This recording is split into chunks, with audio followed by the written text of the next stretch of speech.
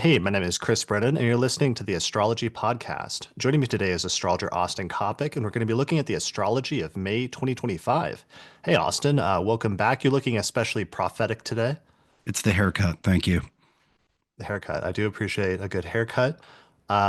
So we've got a great show lined up today. We're going to spend the first hour of this episode talking about news and events and how it coincided with the astrology over the past month since our last forecast episode. Then in the second half of the episode, we're going to do a deep dive into the astrology of May and give our forecasts about some of the planetary alignments coming up over the next month. So, as always, you can use the timestamps in the description below this episode on YouTube or on the podcast website if you want to skip forward to the forecast episode. But otherwise, before we start the news section, I wanted to first give you a quick overview and preview of some of the transits we're going to be talking about later in this episode.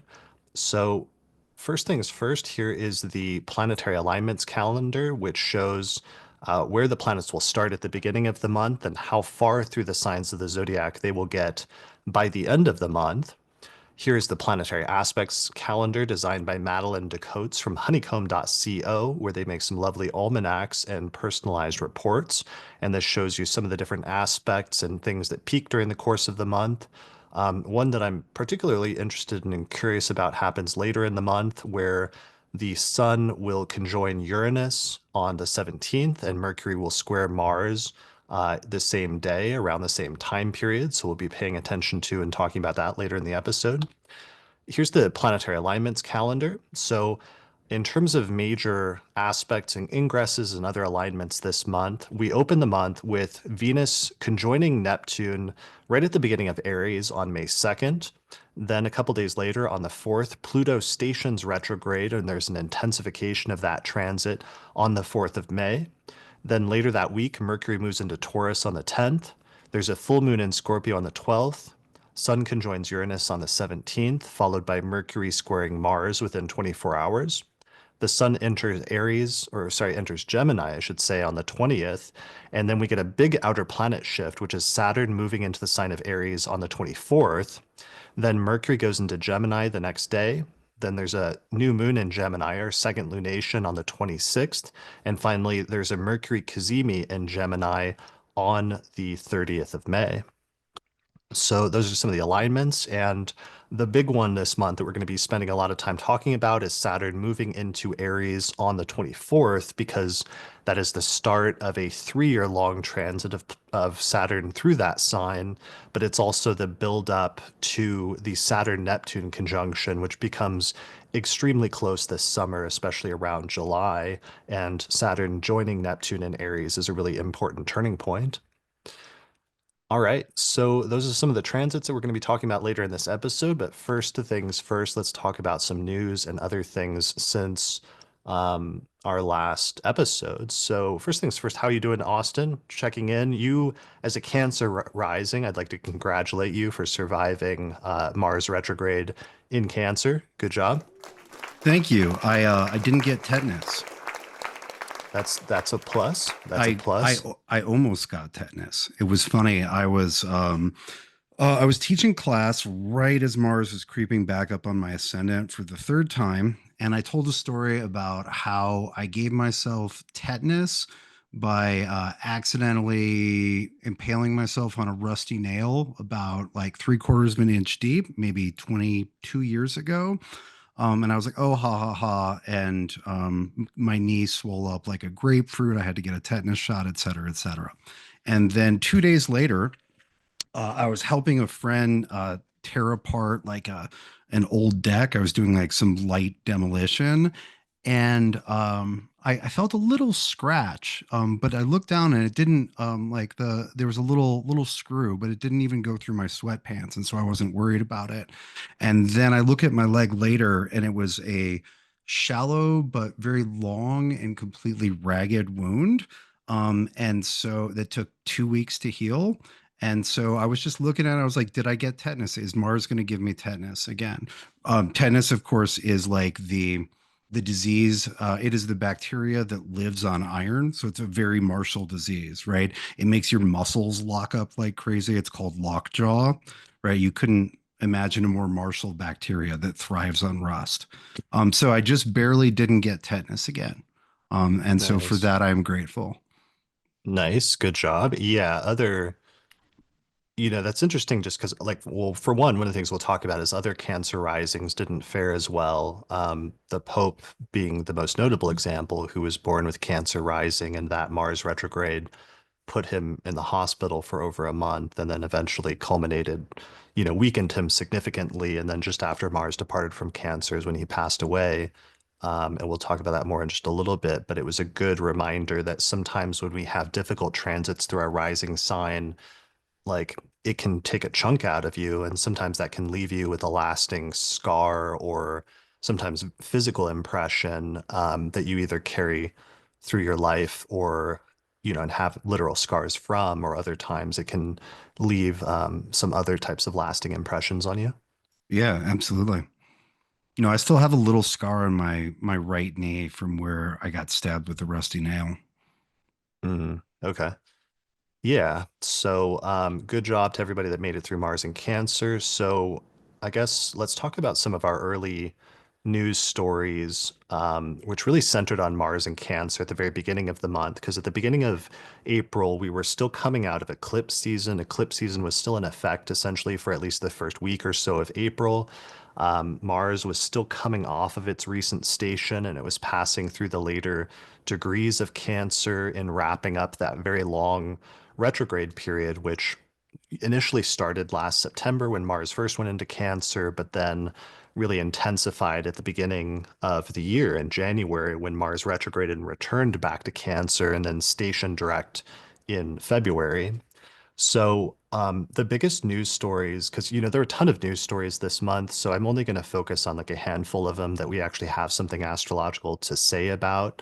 But the early stories at the beginning of April were all dominated by Trump and tariffs and the economy and immigration, which were all Mars and Cancer things that we've already been talking about a lot over the past few months, but that seemed like they hit a major culmination and turning point in both of those areas. So the first one is that Trump at the beginning of April launched on something he was calling Liberation Day, an extreme round of tariffs against virtually every country in the world.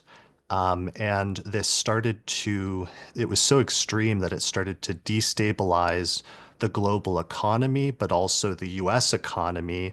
And after several days of things really getting out of control, the US bond market started getting really bad and showing really negative signs that would have negative repercussions for the US. And then Trump was forced to backtrack and like backtrack that and walk out of that to some extent in order to reverse some of the damage.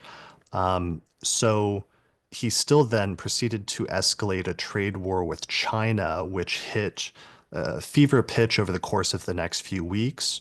But I think you and Austin, you and I both noticed that after Mercury stationed direct and Venus stationed direct, by the middle of the month, that things started to temporarily stabilize a bit as he was forced to walk back some of those extreme tariffs and sort of take the country and the world back from the brink of something much more like devastating and problematic. Yeah, and just to go, yeah, to look back at the beginning of April, right, we're still within the shadow of the eclipses. Mercury and Venus were both still retrograde. Mars is still in Cancer. And as you just said, it was shortly after the Mercury direct station on the 6th and right at the edge of Venus's direct station that we got the suspension of the majority of the tariffs. Um, and as I was saying to you yesterday, um, I looked at the suspension. I was like, 90 days from today is right when Uranus moves into Gemini. And so we will be looking, we will be looking at that for July. But the delayed until date is within 48 hours of Uranus's historic movement into Gemini, which has never been a stabilizing factor. And so that story is not over, but is at least for now stabilized. And it also made me think about the initial numbers with the retaliatory tariffs, which if we're talking about Mars and Cancer, and protectionism, and wanting to protect even if one is not doing so effectively, and also retaliate against perceived slights. These were retaliatory tariffs. But it reminds me, Supposedly. yeah, well, that was how they were billed, right? Um, and what's interesting is that the math, and the calculations on that initial round of tariffs were basically universally criticized, would be a gentle way to put it. And I remembered us talking about what a terrible position Mercury was in for the first part of the month, being Mm. in its sign of fall and retrograde and conjunct Saturn and conjunct the eclipse point of the North Node. Like, could you'd be hard pressed to find a Mercury that was technically in a worse position? And we had all of that math on, was it Liberation Day, Immolation Day, whatever. Um, and so that was Right. that stood out to me. The terrible Mercury, in addition to the general like protectionist, and retaliatory Mars and Cancer quality. That's an amazing point. You hadn't mentioned that yesterday when we talked, but that's a really brilliant point because the parallel later in the month was like Venus station direct conjunct Saturn, and then you got like the spaceship with Katy Perry with the women that traveled to space, but then came back and were heavily criticized for it. Whereas the parallel you're talking about is earlier in the month, like Mercury stationing direct conjunct Saturn in its fall, and Mercury's since ancient times in like Vedic Valens is associated with mercantile things in the markets. So yeah, that was pretty crazy because the numbers were just like wildly high and not without much basis. But even after lowering them, he still left a 10% tariff in place on almost all countries, I think. So the tariffs were not fully removed, and the damage was already done significantly to a lot of supply lines and other things like that, so that the true impact of some of these tariffs may not be felt fully. We may not see the full impact until later this year, later in the summer, or early in the fall, is what some of the economists are saying. And I thought that was interesting because then, if a lot of this was launched under this eclipse season, then the next key turning point could be the eclipse season that's coming up in September, especially when we get the next set of eclipses in Virgo and Pisces. Yeah, that's a great point. And I think that ties into the fact that both Mercury and Venus station direct with Saturn. Saturn, which is the planet of things that are long, slow, and lasting. And our next set of eclipses is magnificently configured to Saturn. And so, like the slower consequences being promised under this configuration, and yeah, I think that's very smart and likely delivered under the next set, which is also Saturnian. Right.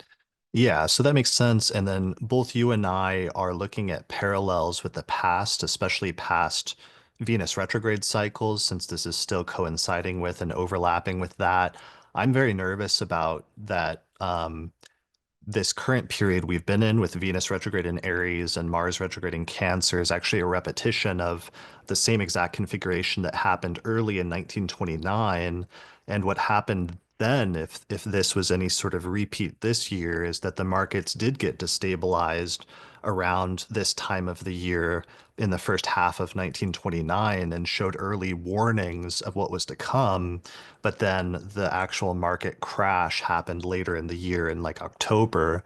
So if we were to have a repetition of any sort of that, then we would be looking at this initial period of setbacks that we've just gone through, but then things coming back and being worse after like a temporary reprieve for the next few months, running into really difficult weather later in the year in the fall.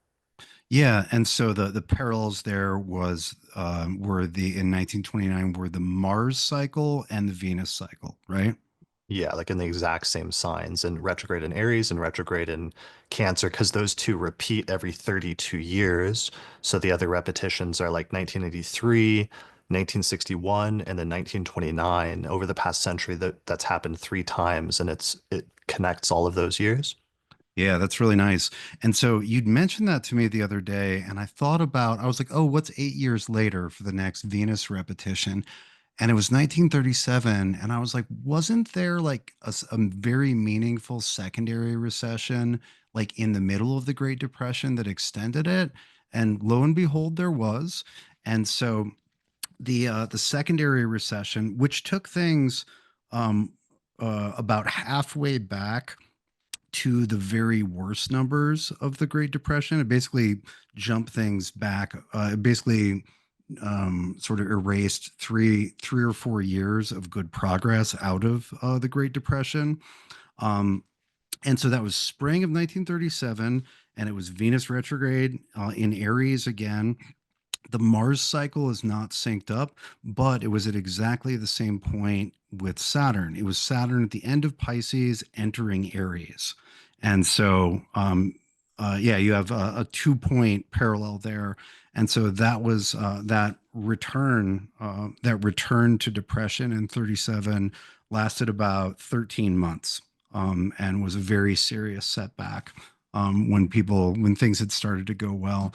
And what's interesting to note that's not uh, what's interesting to note is that a number of economists look back at that recession, and it's sometimes called the Roosevelt recession, and they attribute as a cause rapid and sloppy cost cutting measures by the government, which is certainly not the cause of the recent financial chaos that has been happening. It's the tariffs that have set all this in motion. But it is really interesting to see that that was also happening during the 1937 parallel. People were like, "Oh, you cut too much too quick, and it caused problems." Hmm. Okay. Yeah, that is interesting.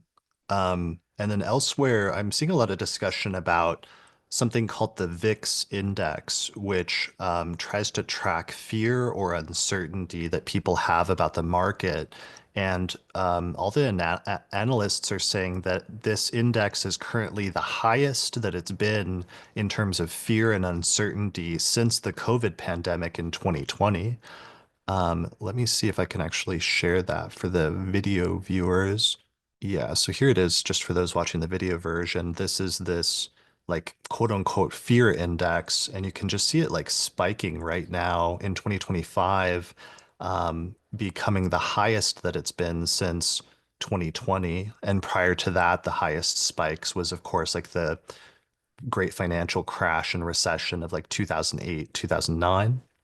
So this is important because a large part of the economy is based on like people invest money when they feel like there's stability and certainty and they can like anticipate what's coming up next. But part of what's happening is that the erraticness of Trump and the tariffs and they're on again, they're off again, they're on again, they're off again, is creating so much uncertainty that it's causing people to start becoming much more conservative financially in terms of not spending and not investing because people are worried about the future and things getting more unstable with the economy. And what's interesting is from an astrological perspective, of course, Uranus has been passing over Trump's midheaven, which is at Mhm. 24 degrees of Taurus.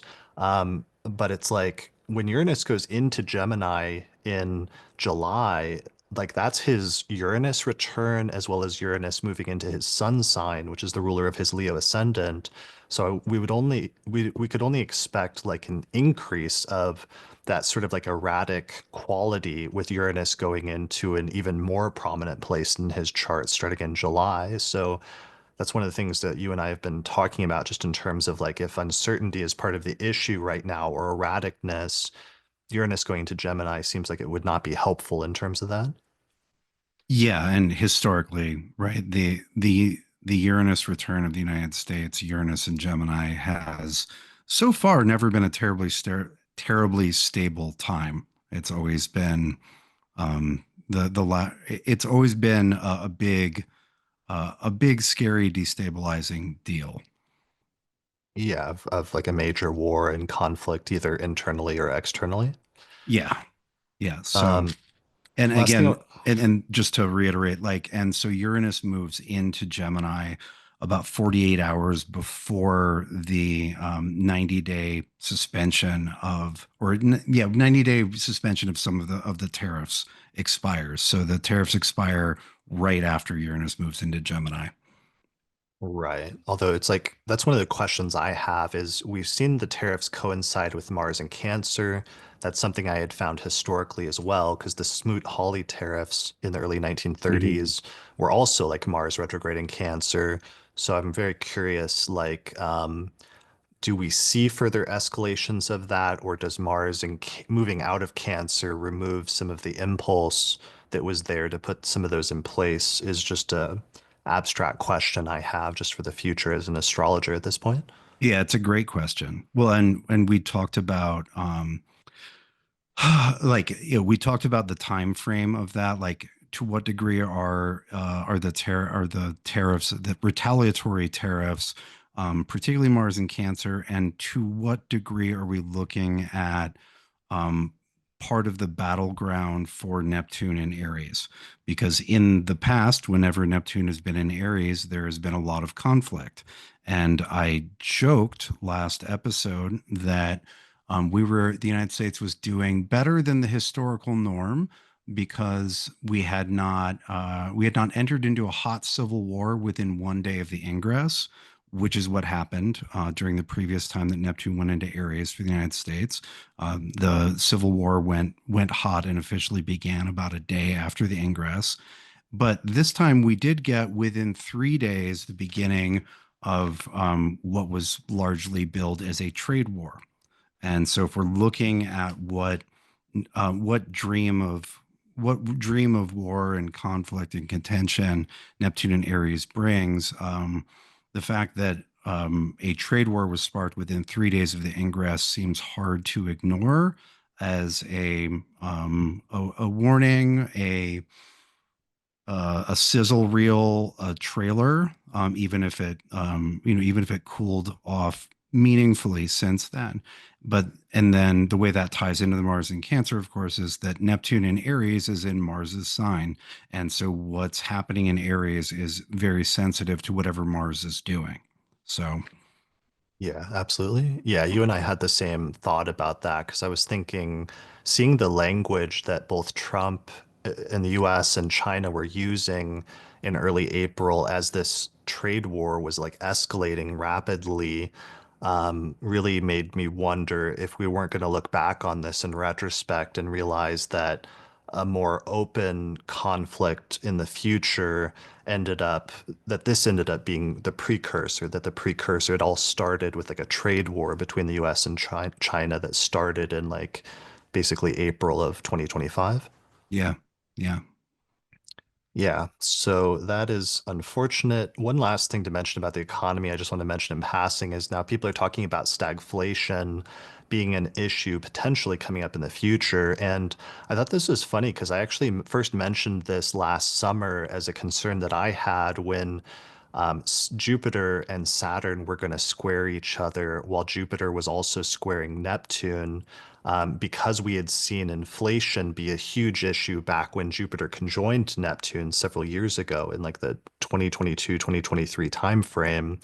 So I think it would be really interesting if, because that didn't end up happening last summer on the first or the second Jupiter Saturn square that happened in like August or December, but it would be interesting if it did hit on the third and final square that's coming up here pretty soon, like over the course of the next few months. I think like June, July timeframe when Jupiter squares Saturn and Neptune. Um, so that's something I'll be paying attention to, that possibility for stagflation or for inflation to start becoming an issue again. Right. And stagflation is high inflation with stagnant wage growth, just to define that. So things keep getting more expensive, but you don't make any more money. Right, So basically. Which things are going to get more expensive because of the tariffs. And that's one of the things that's coming down the pipeline like really soon due to this 10% tax basically being put on everybody, which is going to be passed on to consumers. All right, so that was one huge part of Mars and Cancer and finishing up that transit. The other major part of Mars and Cancer that dominated the news, especially in the United States, which is our primary audience, was the continued intense focus on immigration and in particular the plight of some men who had been sent to this really extreme prison in El Salvador and I watched this like YouTube video that was like this 20-minute documentary that was made, it was released earlier this year. So I think it was made before Trump came into office, but it was about this prison in El Salvador called CCOT that all these guys are being sent to. The YouTube video is titled "The World's Highest Security Prison, CCOT" by Ruhi Sinet, and I'd really recommend people watch it because I was actually like shocked and I honestly kind of sickened after I watched this, like seeing what this place was actually like because it was, I've seen like high security prisons and like the status of prisoners and stuff in different places, but this is much more extreme than anything I expected. Did you end up watching that, Austin? I did, yeah. Okay. Yeah, I Um, mean, it's basically the most maximum security prison in the world.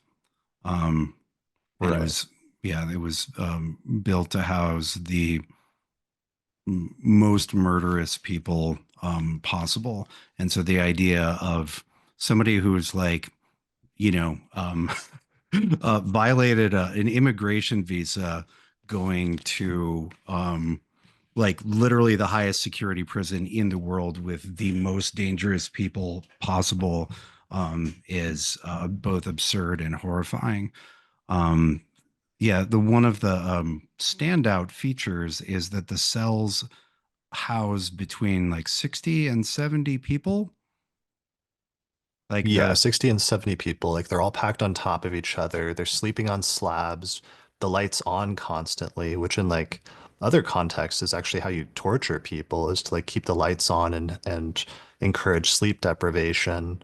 Um, it's just really extreme. Like I'd really recommend people watching it because I didn't understand the full context of like most of the discussion is about the lack of due process and how the rights are being stripped from people that aren't getting their day in court to fight charges, which ultimately in some instances were false and were mistakes. And the Trump administration itself acknowledged that it was a mistake that one of the people was deported in the way that he was, but then subsequently refused to bring him back. But there's this whole other element to it, just in the extreme, the fact that they're being sent to like one of the most extreme prisons in the world. That's a dimension I don't think most people are realizing or able to see until you've like seen inside it. yeah, it's I mean, I didn't know prisons like that existed.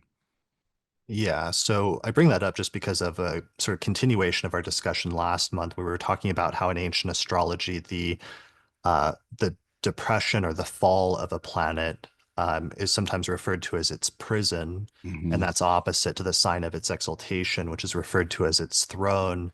And in this instance, with Mars and Cancer, we had this focus on what becomes one of the world's now most famous and most extreme maximum security prisons in El Salvador. So I thought that was interesting astrologically. And then also a lot of the drama this month was Trump defied a Supreme Court order to help facilitate the return of one of the people that was mistakenly sent there, Kilmar Abrego Garcia. And both Trump and the president of El Salvador refused. And there's continued to be drama surrounding that, but I thought that was just a continued expression of Mars and Cancer, not just with prisons, but also obviously with the broader things that have been unleashed during this Mars retrograde in Cancer with the US and Trump and its immigration policy and the way immigrants are being handled. Yeah, yeah. Yeah. And speaking of that, actually, and relevant, because you know, I also had the reaction that it was the most, I couldn't think of a analogy to the prison without thinking, going back to like the concentration camps and stuff from World War II. And obviously, it's not as bad or extreme of that, but I was having a hard time thinking of something that was like comparable. And I did see a tweet by that was interesting by George Takai, who said that this was the 83-year anniversary of when the Japanese internment camps were opened up in the US during World War II.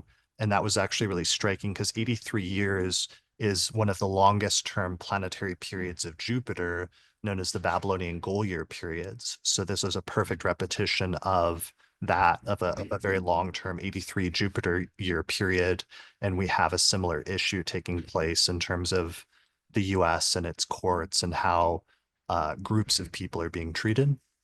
So I just thought that was striking in terms of a recurrence of Jupiter and some of the themes having to do with like the law and the courts and the treatment of people from other countries in the US, and having a recurrence of this sort of mistreatment that gets sort of quasi allowed by the courts and things like that. Yeah, yeah, that's a striking parallel. I mean, because Jupiter, of course, is about how justice gets done, or the attempt to make things fair and just and benefic. And this particular cycle doesn't seem to be a particularly bright and shining moment for the United States in regard to those Jupiterian topics. Yeah, justice. That's the word I was looking for. Thank you. All right. So, only other thing in this section is a quick ZR side note. Like we had always wondered for years, that Trump's 19-year peak period in zodiac releasing was going to start on April 20th, 2024. And we always wondered what that would be going back to like the 2016 election, because it was so weird that that was so far in the future. And then even in the run up to this current election, there was a curious question about like why that started a few months later. And so I was paying attention to what happened, and something I noticed just a few days after he began it is that on April 24th, Trump's official website started selling a Trump 2028 hat, in like run up to basically saying that they're going to start warming people up to the idea of him removing the term limit and running for another term. And his son, Eric, posted a photo of him wearing that hat that day, which Elon Musk then tweeted and promoted. So I talked about this a little last month, but I thought it was very striking and coinciding with the Zodiac releasing peak period beginning that they're basically slow launching him having two terms. And this, of course, makes me nervous because something similar happened in Russia and China over the past few decades where um, it essentially resulted in a single person taking over and becoming the leader of the country indefinitely and effectively removing term limits that were previously in place as part of those governments.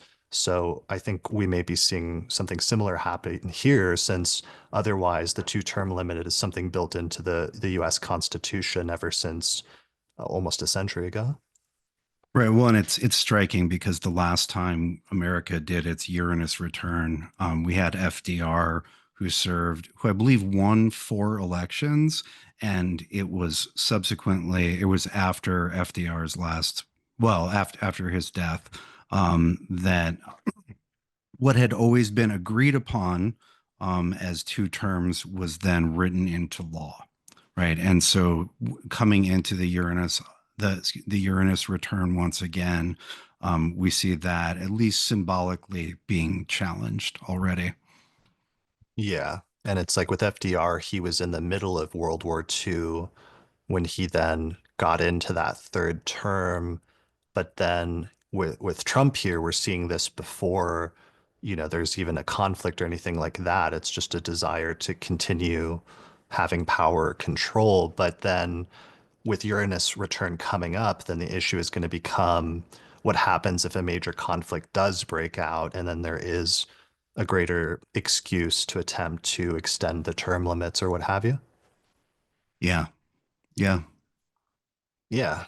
All right. So moving on to other news, the other probably biggest piece of news that happened this month under the biggest alignment, or one of the biggest alignments that we really focused on for the end of April, was there was that Mars-Pluto opposition that happened late in April, and the Pope Francis ended up dying under that Mars-Pluto opposition when it was triggered by the moon, which exactly conjoined Pluto, reportedly at the time that he passed away. So he passed away on April 21st, 2025, reportedly at 7:36 a.m. And I ended up casting the chart for that and was very struck by the not just, of course, the Mars-Pluto opposition with Mars at 1 degree of Leo and Pluto at 3 degrees of Aquarius, and the Sun had just moved into a T-square with them at 1 degrees of Taurus, but the Moon was exactly at 3 degrees of Aquarius, triggering everything and conjoining Pluto at 3 Aquarius when it happened, with that Moon-Pluto conjunction right at the midheaven. So I thought that was a really good example of just something we've seen a lot over the past 2 years, where sometimes we'll see a difficult configuration of planets, of either outer planets or middle inner planets, but then it's when the moon swoops in and like conjoins or makes a hard aspect to those, that it acts as a trigger that shows the full timing of the event. And in that instance, it was very dramatic. So he passed away on the 21st. And then what was additionally striking was his funeral happened several days later on April 26th. And that was the very day of the Mars-Pluto opposition. And I've been reading about Mesopotamian and astrology more recently. And one of the things I was reading about was how Mars was originally associated with the god Nergal, which was the god of the underworld. And it was really striking then that we had like the ancient Mesopotamian god of the underworld, Mars, exactly opposing the, Roman god of the underworld, Pluto. And then we have this very famous person and world leader, essentially religious leader, who passed away and who world leaders all flew into Europe to mourn on the day of that opposition. Yeah. Yeah, the excuse me. The death symbolism is very strong with both Mars and Pluto together, unfortunately. And that was not the only death that that configuration brought us, sadly. Yeah, we'll talk about that in just a second. One last point. I already mentioned this in passing, but we do have a time chart roughly for Pope Francis, and he was born with Cancer rising, reportedly at 9 p.m., so maybe about 10 Cancer rising, give or take.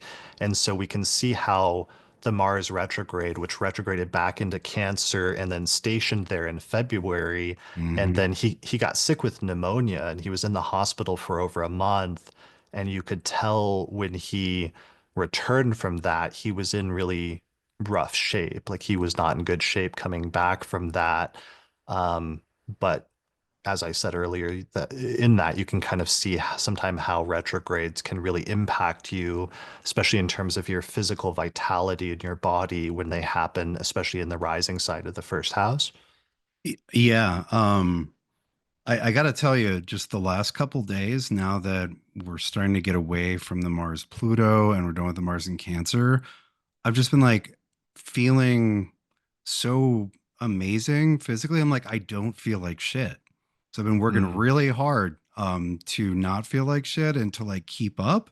But I started feeling like I could do more. Like I was like, it was the first time in 8 months where I was like, maybe you should push yourself a little harder. You've got this extra energy. And I was like, what the fuck is this? I was like, oh, we're finally out of all of the Mars afflictions. It was yeah, it was notable to not have that affliction from Mars in the first or right out of there in a post Pluto as it has been since the beginning of September. nice, nice. Um, yeah. So other than that, it's like Pope Francis was also in his third Saturn return in Pisces with his natal Saturn at like 16 degrees of Pisces, and there were other things going on there, but that really fell right on that opposition, and it was a very striking manifestation of that in different ways. Yeah. Moving on, other things related to that. So we had talked a lot in the past few months about the US and Iran, and it seems like the outcome of the Aries eclipse was that that was right when Iran agreed to start having talks with the US after like weeks and months of saying that they wouldn't have talks with the US for a while, especially direct talks. But then the US started positioning itself for an attack on Iran. And then it seemed like right on that Aries eclipse, Iran realized what was coming essentially and relented. And talks have still been ongoing, but it's still not clear where they're going to go or how successful they're going to be. There's been reporting saying that Israel still wants to strike Iran soon, but that Trump supposedly wants to see how the talks will go first. And one thing that happened that I noted is the very day of the Mars-Pluto opposition on April 26th, there was this huge explosion suddenly in the Iranian port city of Bandar Abbas. And um, it was a major port city, and there was a number of people that were killed or injured. And there's videos of just this huge explosion and shockwave. And it was very mysterious having that happen exactly on the Mars-Pluto opposition. And we had been talking about how we were paying attention to Iran and that opposition as being the next thing. So, that's curious in terms of like, was that an accident? Was it some sort of deliberate espionage or attack or something like that, or what? Yeah, and it was looks like the death toll is I think around 70 right now, but like 1,000 people got injured. Like it was a huge explosion. It wasn't just, one little building had a fire and then it got put out. And it's also being reported under the AP News that it has been purportedly linked to a shipment of ingredients used to make missile propellant, which Mm. would suggest that it is not a random explosion, but nothing, as far as I know, has been confirmed. But it is pretty suspicious timing. Yeah, it is suspicious. So, in terms of Iran and the US, our next target dates I feel like to look at are the Saturn ingress into Aries in late May, because we've established that Aries seems to be especially important for Iran and secondarily also for Israel because of the Libra stellium and just the Aries Libra eclipses over the past 2 or 3 years seem like they keep activating that relationship between Iran and Israel. And then, especially the next set of eclipses in September, is also one of my next targets to really pay attention to because um, even though it was the Aries Libra eclipse series that seemed like it coincided of so much of the stuff that's been happening in the Middle East over the past few years, the recently as things have started to shift to Virgo Pisces, we've still seen some continuation of and some new threads opening up. So we're really going to have to pay attention and see if that next set of eclipses represents another important turning point in terms of Iran as well, or if something was somehow completed under that last Aries eclipse.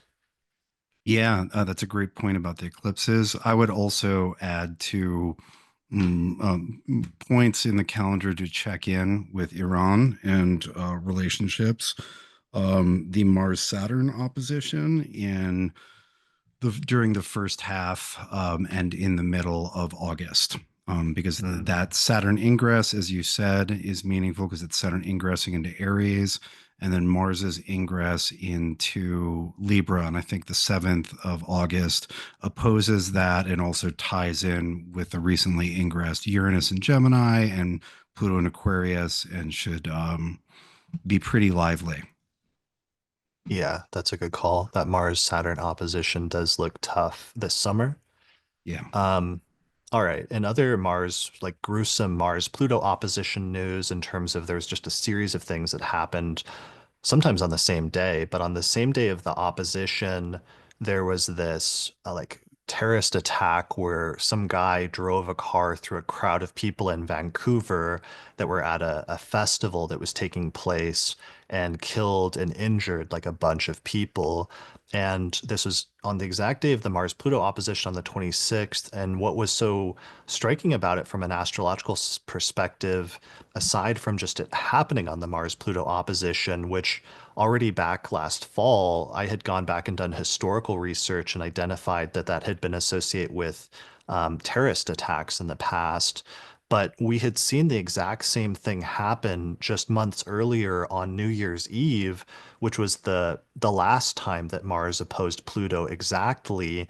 That night, there was a similar terrorist attack where this guy drove a car through a crowd of people in New Orleans and killed and injured a bunch of people. So, as astrologers, all of us immediately like realized and recognized when this attack happened on the day of the Mars Pluto opposition that we had just seen it was an exact repetition in some ways of something that happened on New Year's Eve at the last opposition. Yeah, yeah. Just beat for beat repetition, same configuration, not only a terrorist act, but using the same instrument, like driving a car. And then in that same band of time, so the day after the Pope died, there was a brutal terrorist attack in Kashmir, where gunmen opened up on tourists, and 26 people were killed and 17 wounded. And this is part of, there's a history of dispute in that region, but this was the worst assault in many years, targeting citizens. Yeah, and that's now possibly escalating. I saw in the news today there's been continued escalations of that now between reigniting tensions between like India and Pakistan. Yeah, they've been like withdrawing ambassadors and representatives, and like they've been untying relations, um, friendly relations, and or neutral relationships. Got it. Okay. Yeah. So anyway, all I realize that's all very negative and gruesome, but unfortunately we had a pretty negative planetary alignment last month. So we've been holding our breaths to see what would happen. And those are some of the things that happened. And, it's important that we document these things because that gives us then some ability to anticipate what some of those energies might be in the future when they come up for better or worse. In other news, I have two slightly more positive stories in a different vein based on other things. One of them was around the Venus direct station on April 14th. Um, Katy Perry, the singer Katy Perry, and a group of women went into space in an all-woman crew on a Blue Origin rocket. Where it shot into space, and this is apparently the first all-female crew to be launched into space since 1963. And I thought it was really interesting because when they got back, it wasn't really well received. It seemed like it was very roundly like criticized on social media for being like a waste of money, for being like out of touch, for all sorts of things. And I ended up thinking that was interesting and funny because, I'd been trying to delineate that configuration of Venus retrograding and stationing direct in Pisces, the sign of its exaltation, where the planet is like raised up to its highest, but it was also conjunct Saturn. So if you listen back to like the forecast or like the year ahead forecast, you'll hear me like continually trying to delineate it as like a woman who's like raised up in status, but who runs into difficulties that have to do with like health or age or criticism or different things like that. And actually, I have the transcript from the year ahead forecast. I said, um, this is just one of them that I said the Venus stations retrograde conjunct Saturn. And I said, quote, and that some of the energy that would be interesting to attempt to describe, which is some sort of metaphor of a woman who is exalted in status or at the highest point in society, like a queen or a celebrity or somebody that's a noble and rich and powerful socially, but still has the burden of responsibility of age or of something Saturnian that's kind of either putting a blemish on things or holding things back from being their most glamorous, let's say. So end quote. So that was my attempt to delineate the like symbolism back then.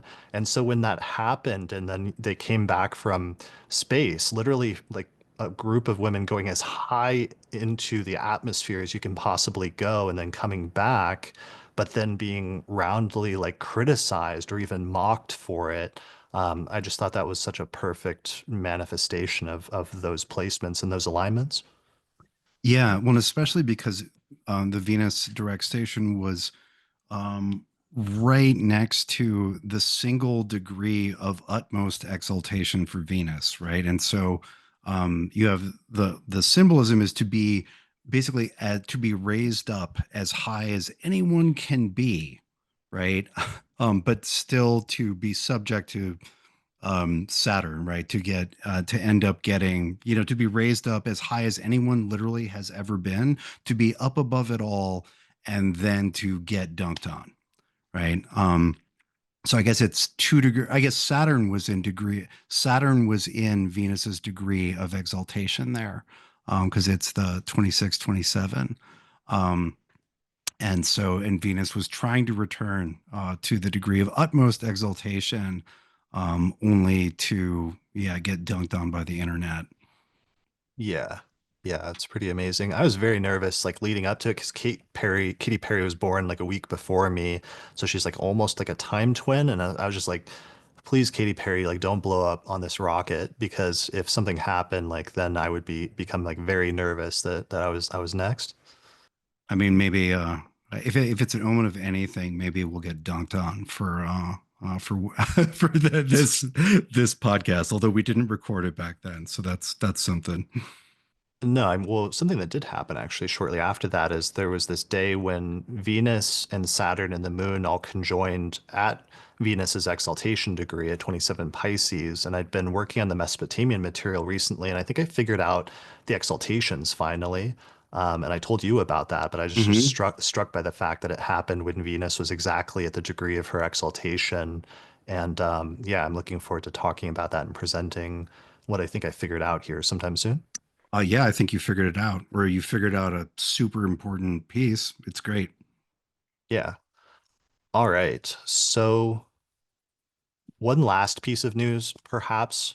Actually, no. One last thing about the spaceship thing before we move on is I went back and looked because, and it turns out the first woman in space was born under this same Venus retrograde in Aries.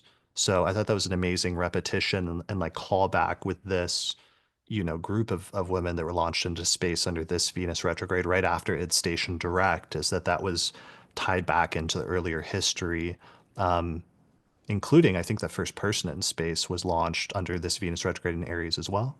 Right. This one has such a firm historical connection to big firsts. Yeah, it's like big firsts, but also travel, both air travel and space travel. And I think that's part of the reason we were seeing some of the air crashes earlier this year, but it's also why there ended up being this major space story, not just now, but also historically. And I'm pretty sure it's because of Venus being in Aries, which is the furthest from its sign in Libra. So there's a notion of like being away from home and traveling also by extension. It's something that I talk about in my Hellenistic book when I was trying to understand what the original conceptualization of detriment was. But it's something I've come out of this retrograde understanding much better why I kept seeing traveling significations under this Venus retrograde in Aries. And I think it's because of that notion of detriment and being away from home. Yeah, that's really interesting. Yeah, and wandering, right? Wandering far from home. That makes sense. And that ties Yeah. in with other things as well. Yeah. Yeah, so the good things to learn. All right, moving on to possibly our most important, our biggest piece of astrological news that happened this month for some people in the astrological community is like a week or two ago, Beyonce published her birth certificate in a book, and it contained her birth time, and it showed that she was actually born with Aries rising. So this is a big deal, especially amongst different astrologers in the community, especially some of the younger Gen Z astrologers have been debating for years what Beyonce's rising sign is essentially. And a lot of them were arguing for either like Scorpio rising or Libra rising. And then all of a sudden it came out that she was Aries rising, which because that was so different from how some of the people had rectified, there was actually initially some like skepticism or pushback about whether that was true.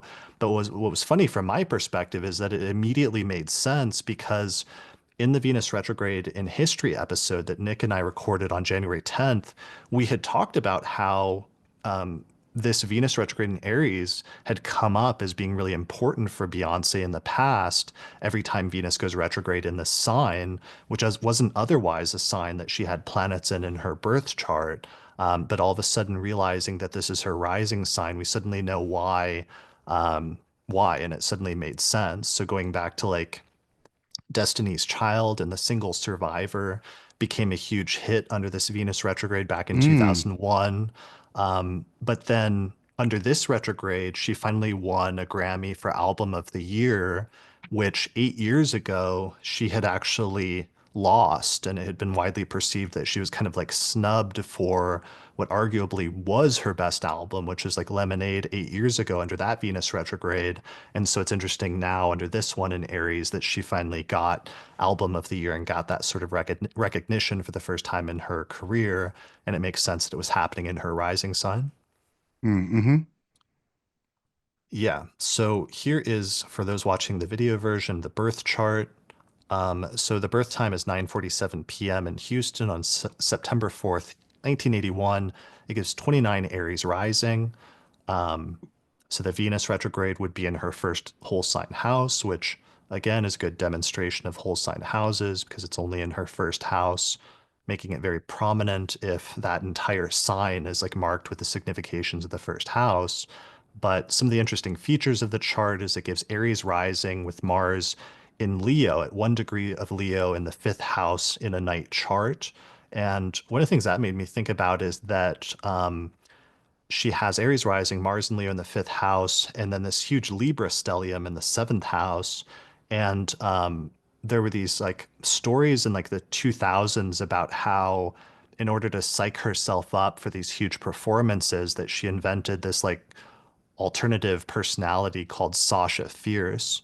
And I think that's a really funny like example of the thing that sometimes modern astrologers say about the rising sign, about it being like the mask you wear, as opposed to, let's say, some of your internal um, feelings or dispositions or other things that are represented by other planets, and just like the persona that one projects, especially in this case with the ruler of the ascendant in the fifth, for the purpose of creativity or performance, to be something that might be a little contrasting with how she might feel internally with that like Sun in Virgo or that stellium in Libra.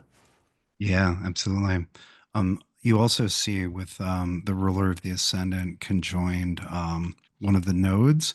You see the masking or taking on another persona intentionally with the nodes a lot of the time.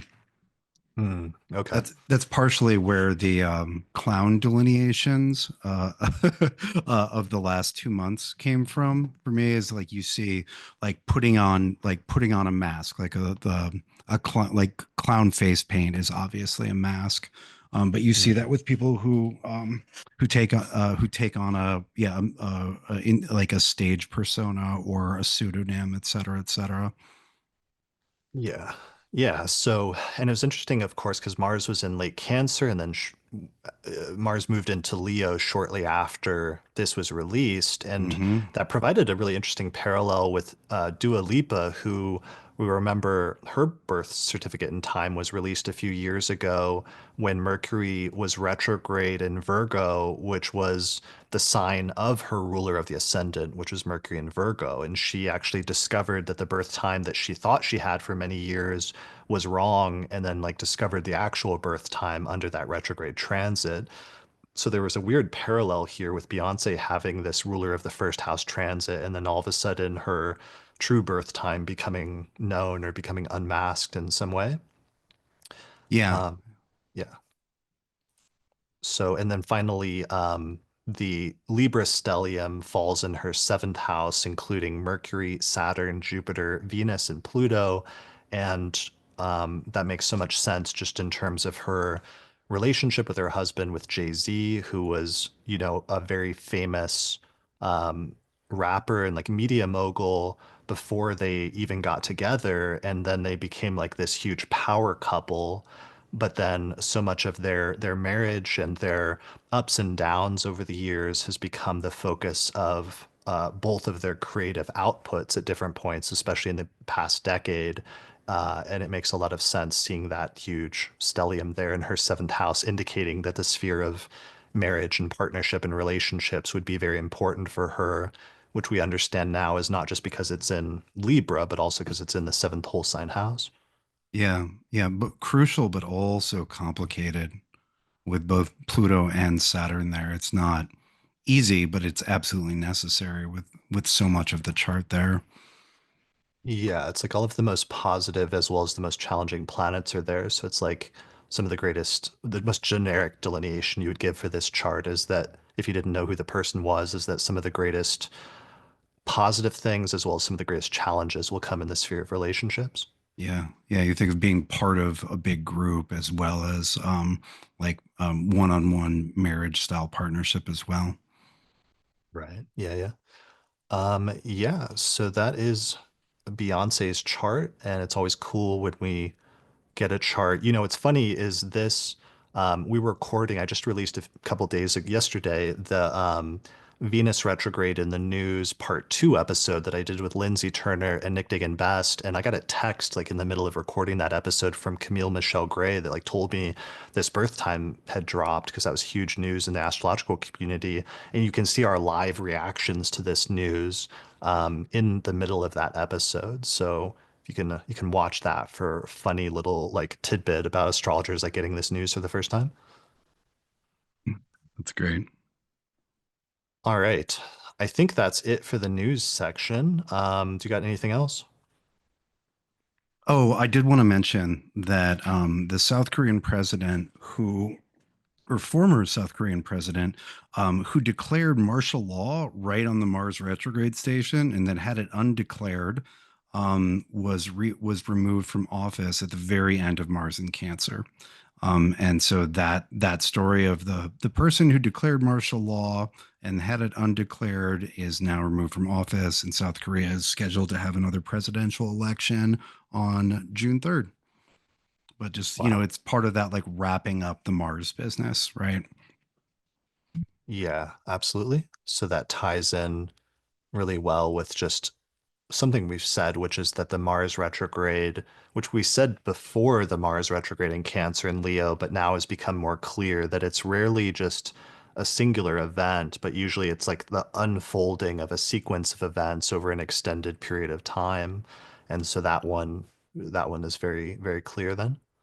Yeah, really easy. Like he did the thing, it got undone immediately, and then it was unclear as to what repercussions he would face. And then as Mars was wrapping up in Cancer, the repercussions are clear, moving on. Yeah, absolutely. Um, okay, that's pretty good. There are two other positive stories I noticed. One, a new color scientists announced that they discovered or created a new color by like hijacking the eye somehow, and it's a color that you normally can't see with the human eye, but somehow they've created it. And I thought this is a weird manifestation of like Neptune going into Aries, possibly. Because there was a second color story in the news within days, which was talking about RFK saying he was going to move artificial dyes from food. And I noticed the overlap of two stories about color, like in the news at the Mhm. same time. And the Neptune ingress was the only thing I could kind of like connect that with. Although, you know, maybe it's something else. Maybe it's like Venus in her exaltation in Pisces as well. There could be other factors involved. Yeah, feel like they're I think the Neptune ingress is likely, and I feel like I have some precedent for that buried somewhere in my hundreds of years of Neptune and Aries notes, but I don't have that handy. Well, that actually then makes me remind, it does remind me of in the 1950s during the Saturn Neptune conjunction, then like color television started being rolled Hmm. out or something like that. So we do have some Hmm. precedent in terms of Neptune. And the only other thing is in April also, scientists announced that they discovered organic life possibly on a distant planet that's in a solar system over 100 light years away. And they said that they detected gases in the atmosphere of that planet visually, which on Earth, they only know that those can be created by algae, like in Earth.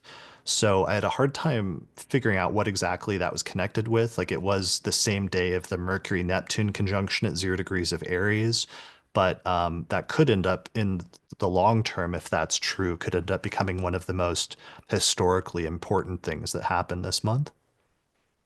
That would be wild. Yeah, we'll find out. All right, I think that's it for the news section. So why don't we take a little break? All right, let's transition at this point to talking about the forecast for May and really getting in deep into some of the planetary alignments that are coming up this month. So let's do some big picture stuff. For me, the big picture stuff is that at the beginning of the month, we have Venus returning back to Aries and spending most of the month traveling through that sign, wrapping up the tail end of the broader Venus retrograde period. We unfortunately opened the month still coming off of the Mars-Pluto opposition, which is still pretty close and tight, and it gets reactivated by Pluto stationing retrograde in Aquarius early in the month. There's this unexpectedly explosive configuration around the 17th and 18th with a Sun-Uranus conjunction and Mercury-Mars conjunction, which normally on their own wouldn't be anything huge to write home about, but it's just weird that they happen on within 24 hours of each other. And then finally, the big thing is Saturn entering Aries on the 24th, marking a huge shift, both globally in terms of like mundane or world astrology, but also especially in people's personal lives, because this is going to be the first time Saturn departs from one whole sign house in each of our charts and moves into another. So I think that's going to be a big deal. And we luckily closed the month with a very auspicious looking Gemini stellium that actually looks kind of nice and gives us something of a break compared to the past several months. Those are my impressions. What are you feeling about May, Austin?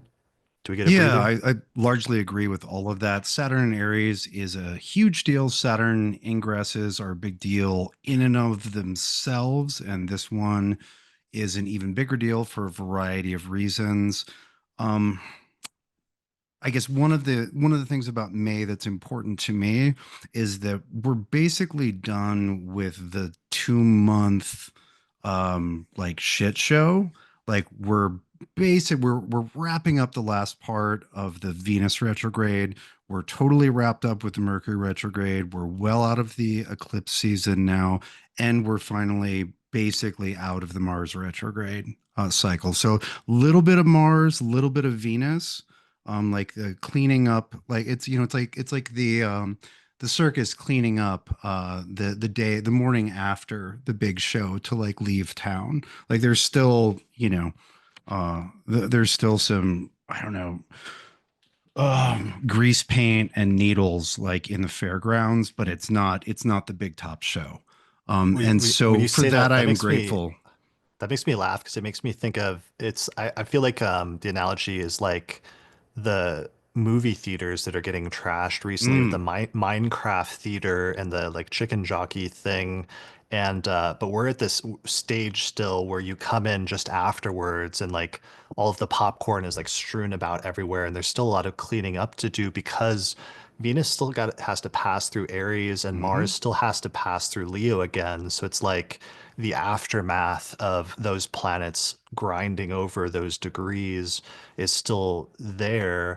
But you know, we're starting to move away from it finally.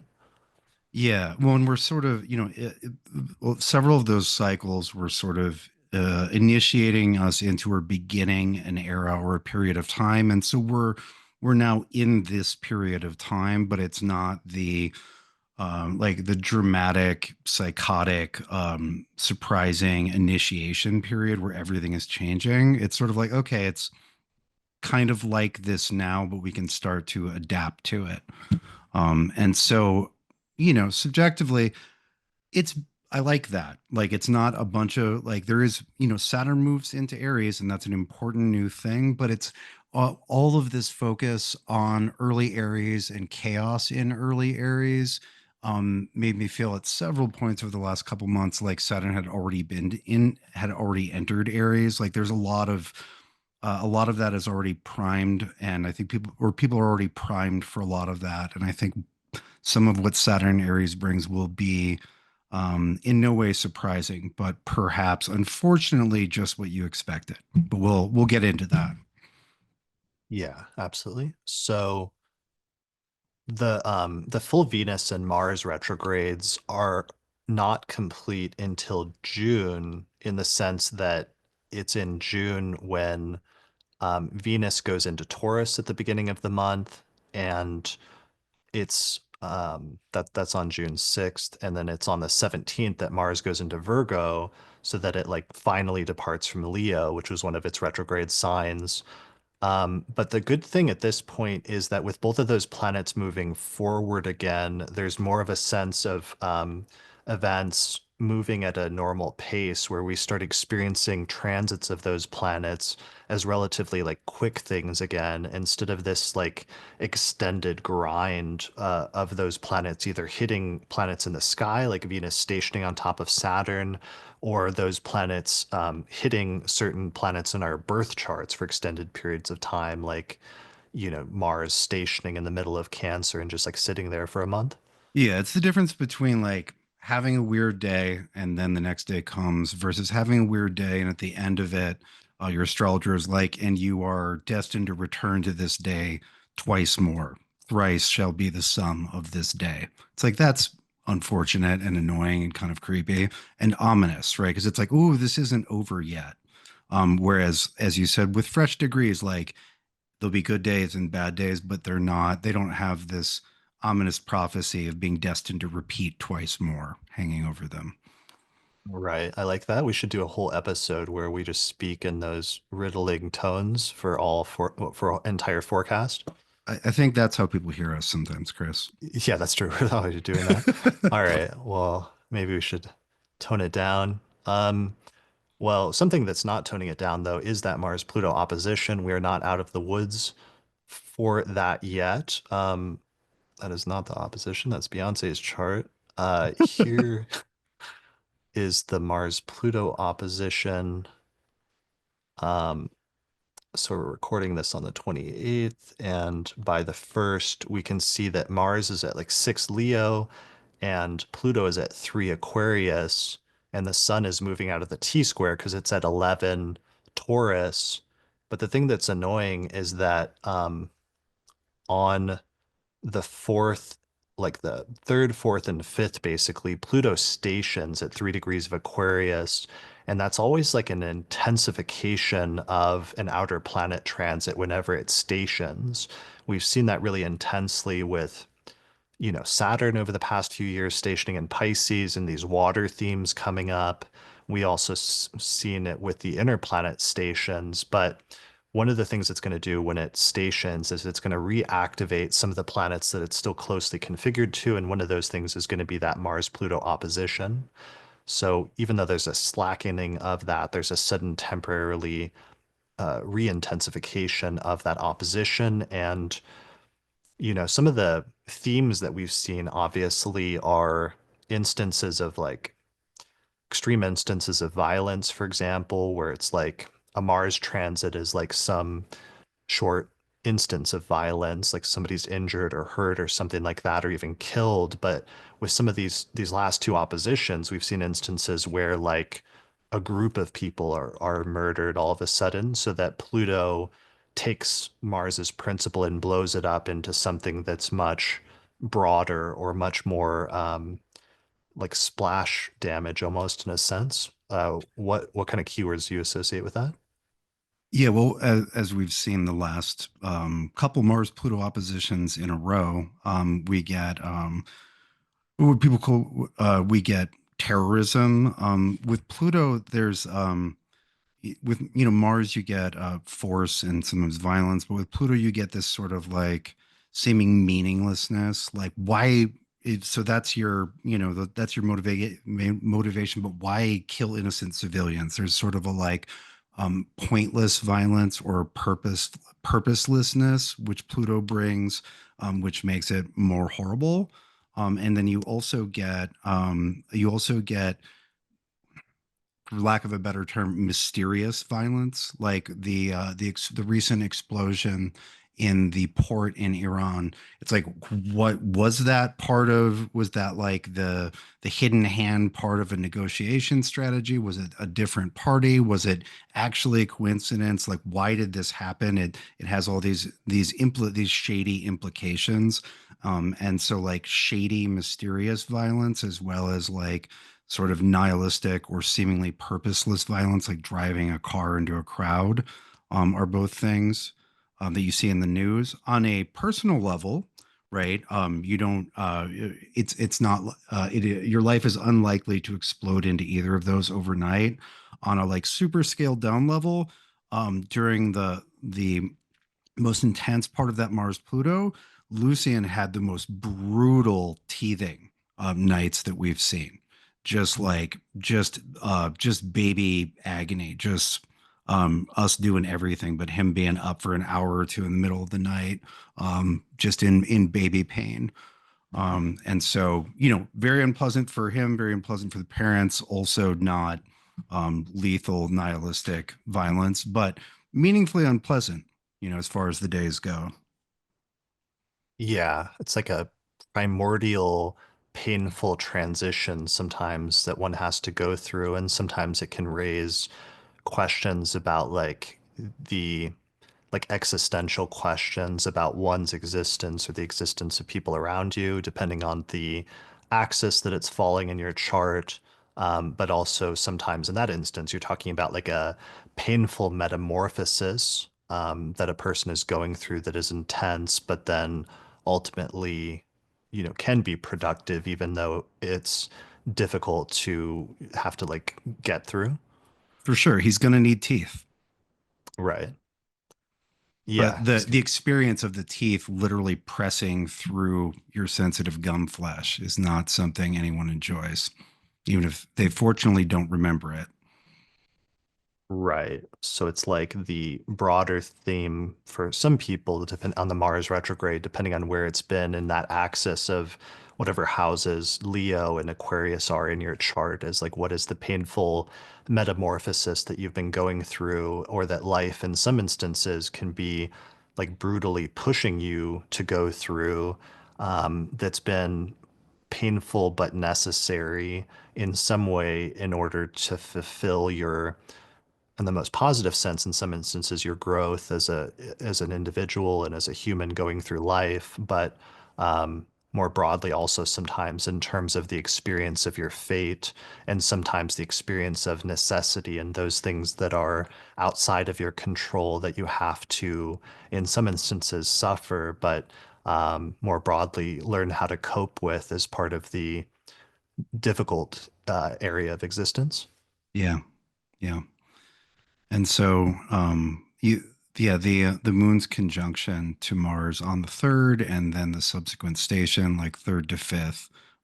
Even though it felt like that was over, there's a, as you point out, there's an aftershock, because the planets are done opposing, but Pluto pipes up and the moon joins and connects them. And technically the moon, or excuse me, technically Venus is connecting them as well.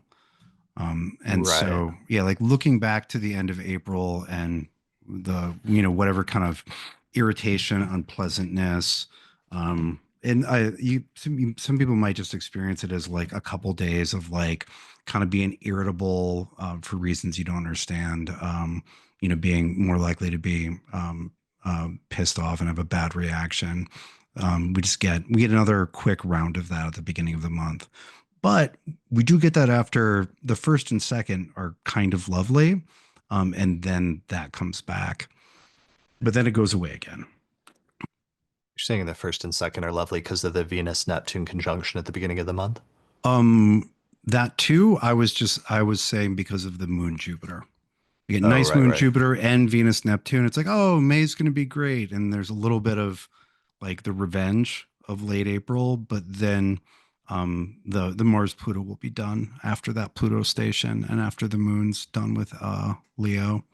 I mean, that's actually an interesting point that Venus now is has just returned to Aries, but the situation has changed because there it runs into Neptune, and there's almost like a more positive, idealistic, or sort of like romantic air to Venus re-entering Aries and moving back through that part of our charts again because of the presence of Neptune, which even though it often can be deceptive, the actual experience of Neptunian deceptiveness is usually actually quite positive at first because it gives you a window into a different world that can sometimes be experienced as much more enjoyable than the more Saturnian like realm of like cold hard reality.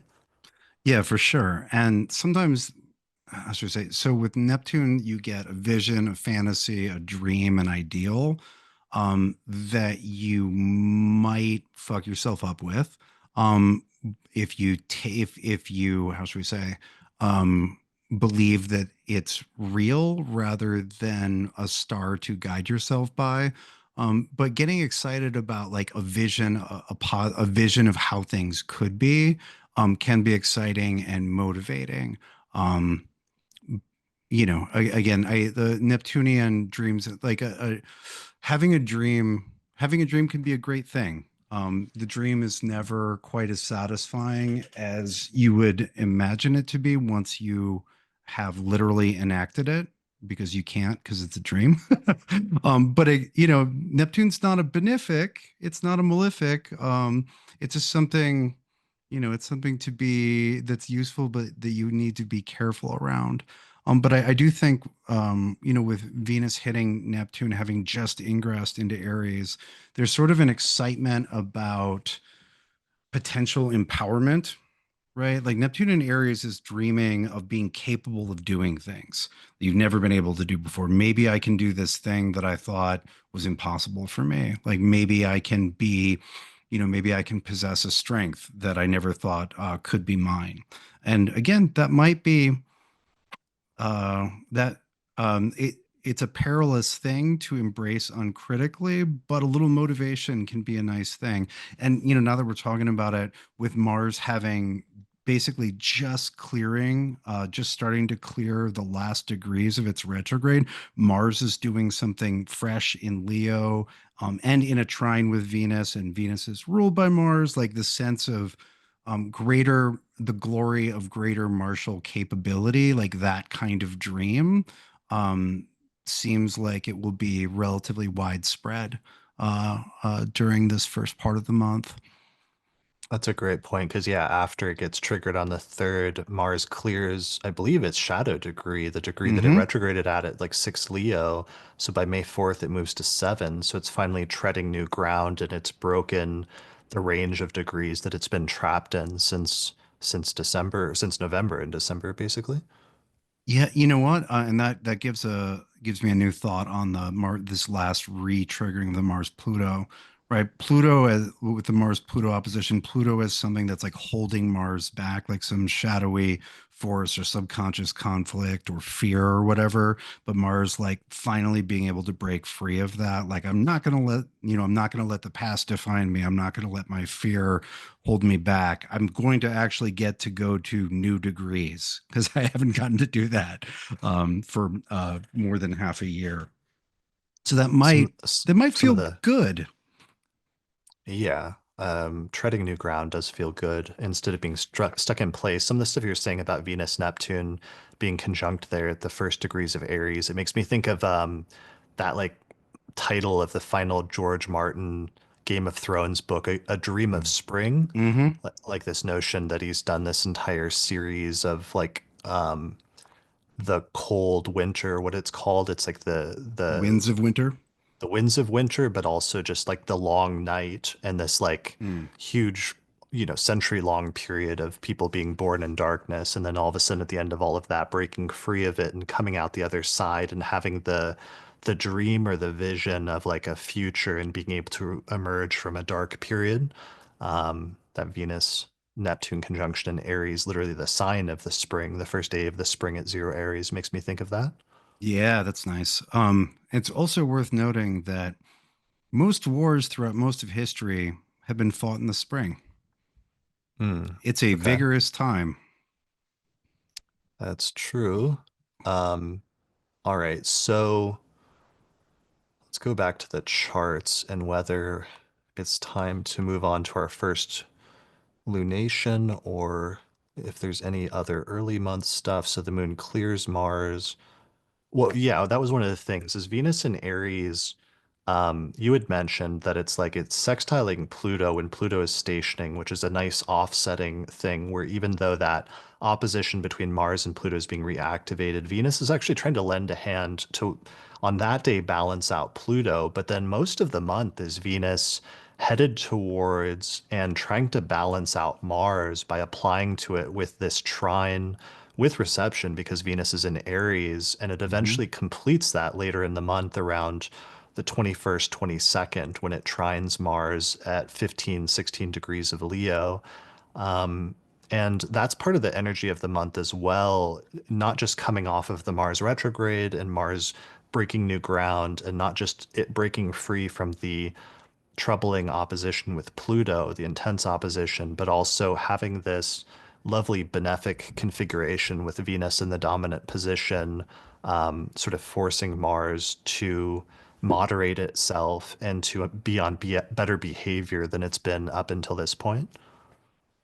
Yeah, it's Venus is in a nice position to kind of take the edge off Mars, to remind Mars that you can be, how should you say, confident without being cocky, right? Like, Venus, yeah, Venus lends Mars some grace, rather than just force and assertiveness.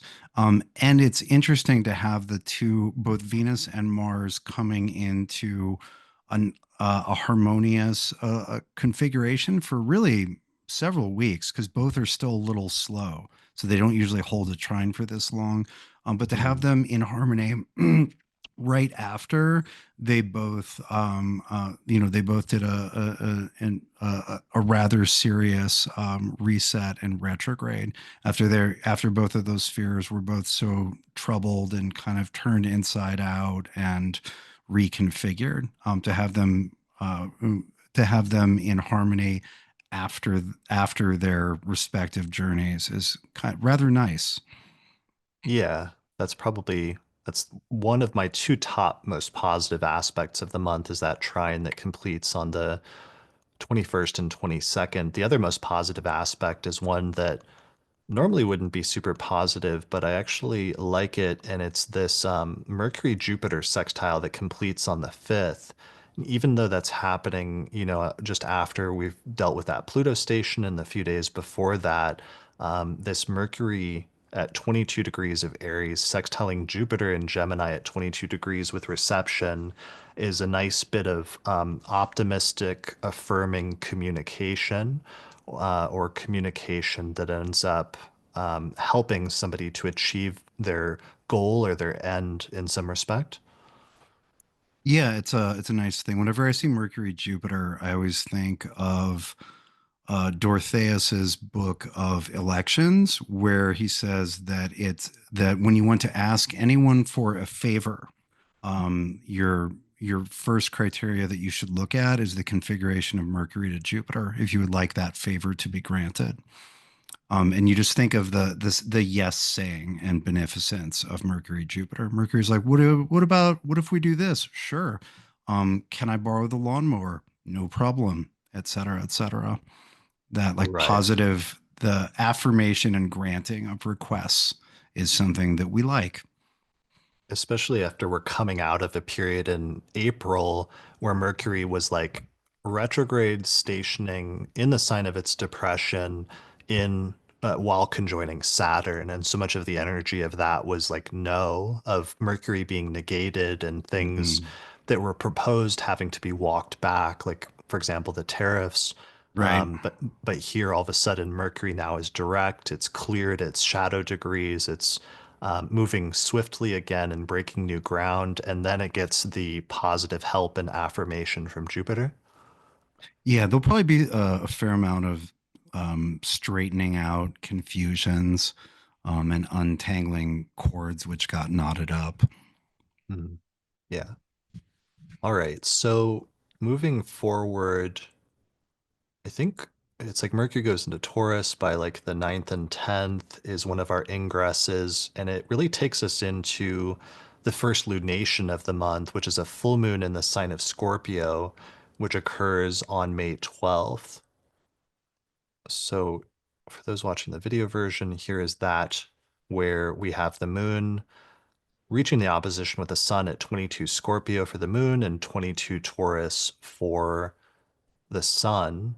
It looks like the closest configuration that that has after it completes is that the moon then applies to an opposition with Uranus.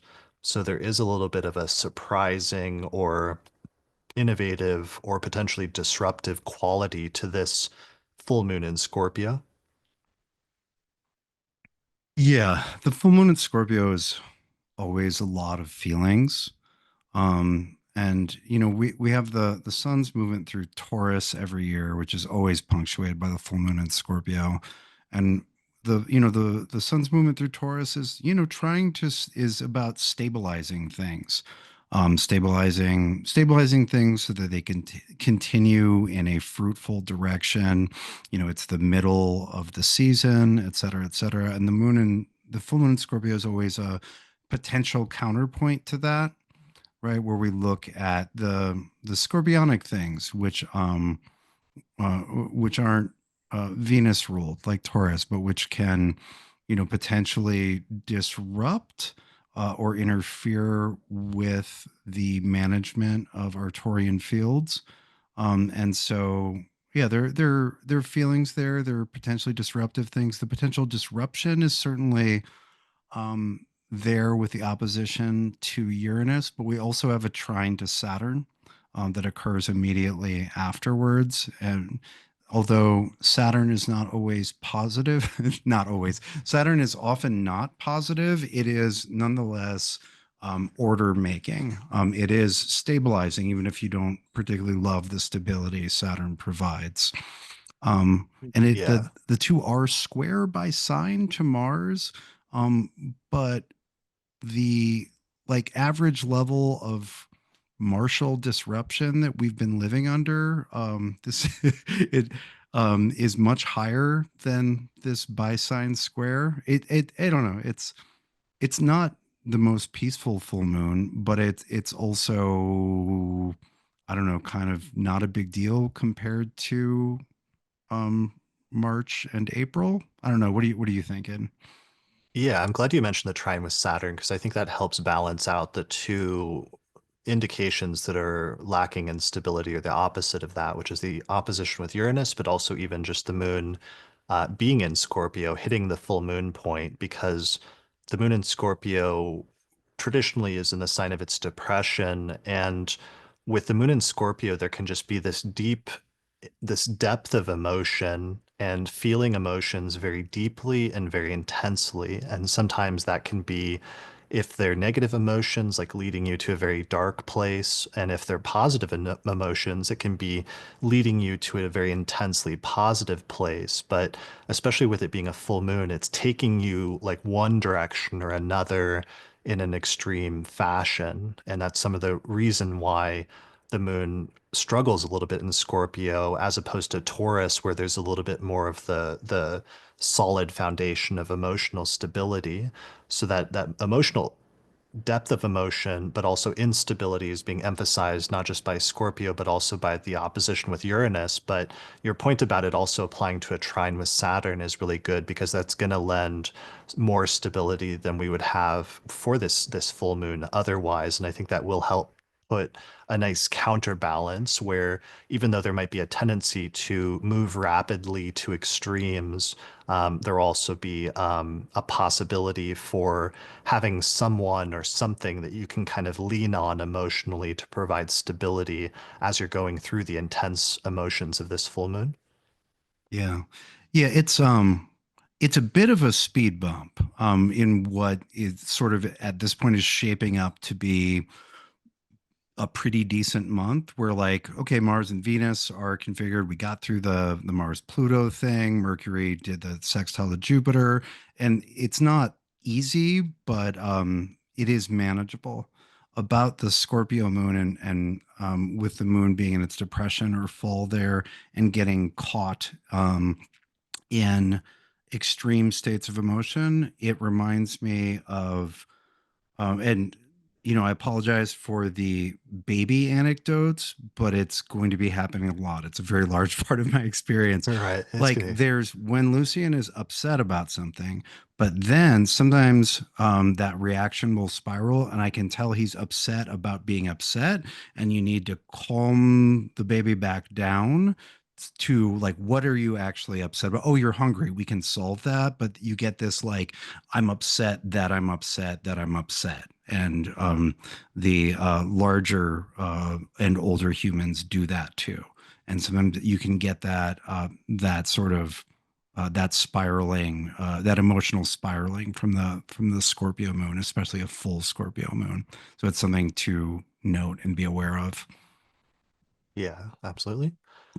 Yeah, but otherwise it's not too bad, and just having the courage to be passionate about something, I think, is one of the keywords for this full moon in Scorpio, and to if that takes you in unexpected direction, sometimes to go with that and um, work on your feet to be flexible with things as opposed to being completely inflexible, which is kind of some of the fixed sign energy that we're otherwise getting from having all these planets in what Aquarius, Taurus, Leo, and Scorpio. So after this full moon, though, one of the downsides of like Mercury moving into Taurus is after this point, after this full moon, it very quickly picks up speed and starts heading into this square with Mars. And that's one of my least favorite aspects of the month that eventually culminates on the 17th and 18th, which is Mercury gets to about 14 degrees of Taurus and it squares Mars at 14 degrees of Leo. And Mercury Mars squares are always this very verbally combative energy where it can be about like getting in an argument with somebody, saying something in the heat of the moment, saying something hurtful because you're angry about something. And this is kind of exacerbated by the fact that we have a Sun Uranus conjunction that's happening at the same time at 27 degrees of Taurus. So there's this unexpected disruptions and like a curveball or something that comes from left field. And I'm not sure, what the order will be. It's like for some people, there'll be an unexpected disruption from Sun and Uranus that then causes like a verbal argument with Mercury square Mars, or the sequence could be reversed. So there's like a verbal argument or something like that, something said impulsively, which then leads to an unexpected disruption or a break in something, a break in one's routine with Sun Uranus. Yeah, there's a lot of like frictive, dispute oriented stuff going on here, right? Because it's like, yeah, with it beginning with the moon Pluto, which Mars has been done with Pluto for a while, but the moon hitting that and then moving into Mars and hitting the Mars Mercury square right as it's perfecting, while the Sun and Uranus are there right next to Algol. It's just like a lot of difficult stuff all in a T square, not for that long, but enough that it's a couple of days worth kind of looking giving the side eye. It's a not particularly harmonious configuration. For sure. Let me give a positive delineation though, because I want to start giving more positive delineations even for the challenging ones. Maybe Sun Uranus happening at the same time as Mercury Mars is like breaking out of one's comfort and having the audacity to say what you actually think and say what's on your mind to somebody, even if saying that is divisive or upsetting to the people around you. I mean, there's always a problem with that on Mercury Mars configurations that sometimes, there's a very fine line between like the person who is honest and forthright and says what's on their mind versus like the person who's an asshole and just like says what they think no matter who it hurts, or what sort of negative repercussions that has on the lives of the people around them. But for the sake of, let's say it was a positive manifestation, that there can be something liberating or freeing sometimes about being brutally honest in certain situations. There certainly can be. Yeah. So that is the configuration that I talked about earlier that happens there around the 17th and 18th. Mercury then breaks the square with Mars after that. And then very soon after that, we start getting the Venus Mars trine, which is very positive that we talked about afterwards, which again is a nice counterbalance coming off of the Mercury Mars square, where you have that combative verbal energy. And then all of a sudden, a few days later, Venus swoops in and starts sort of soothing and counterbalancing the fiery energy of Mars and like bringing the temperature level down a bit and hopefully helping to ease things a little bit in the days following that.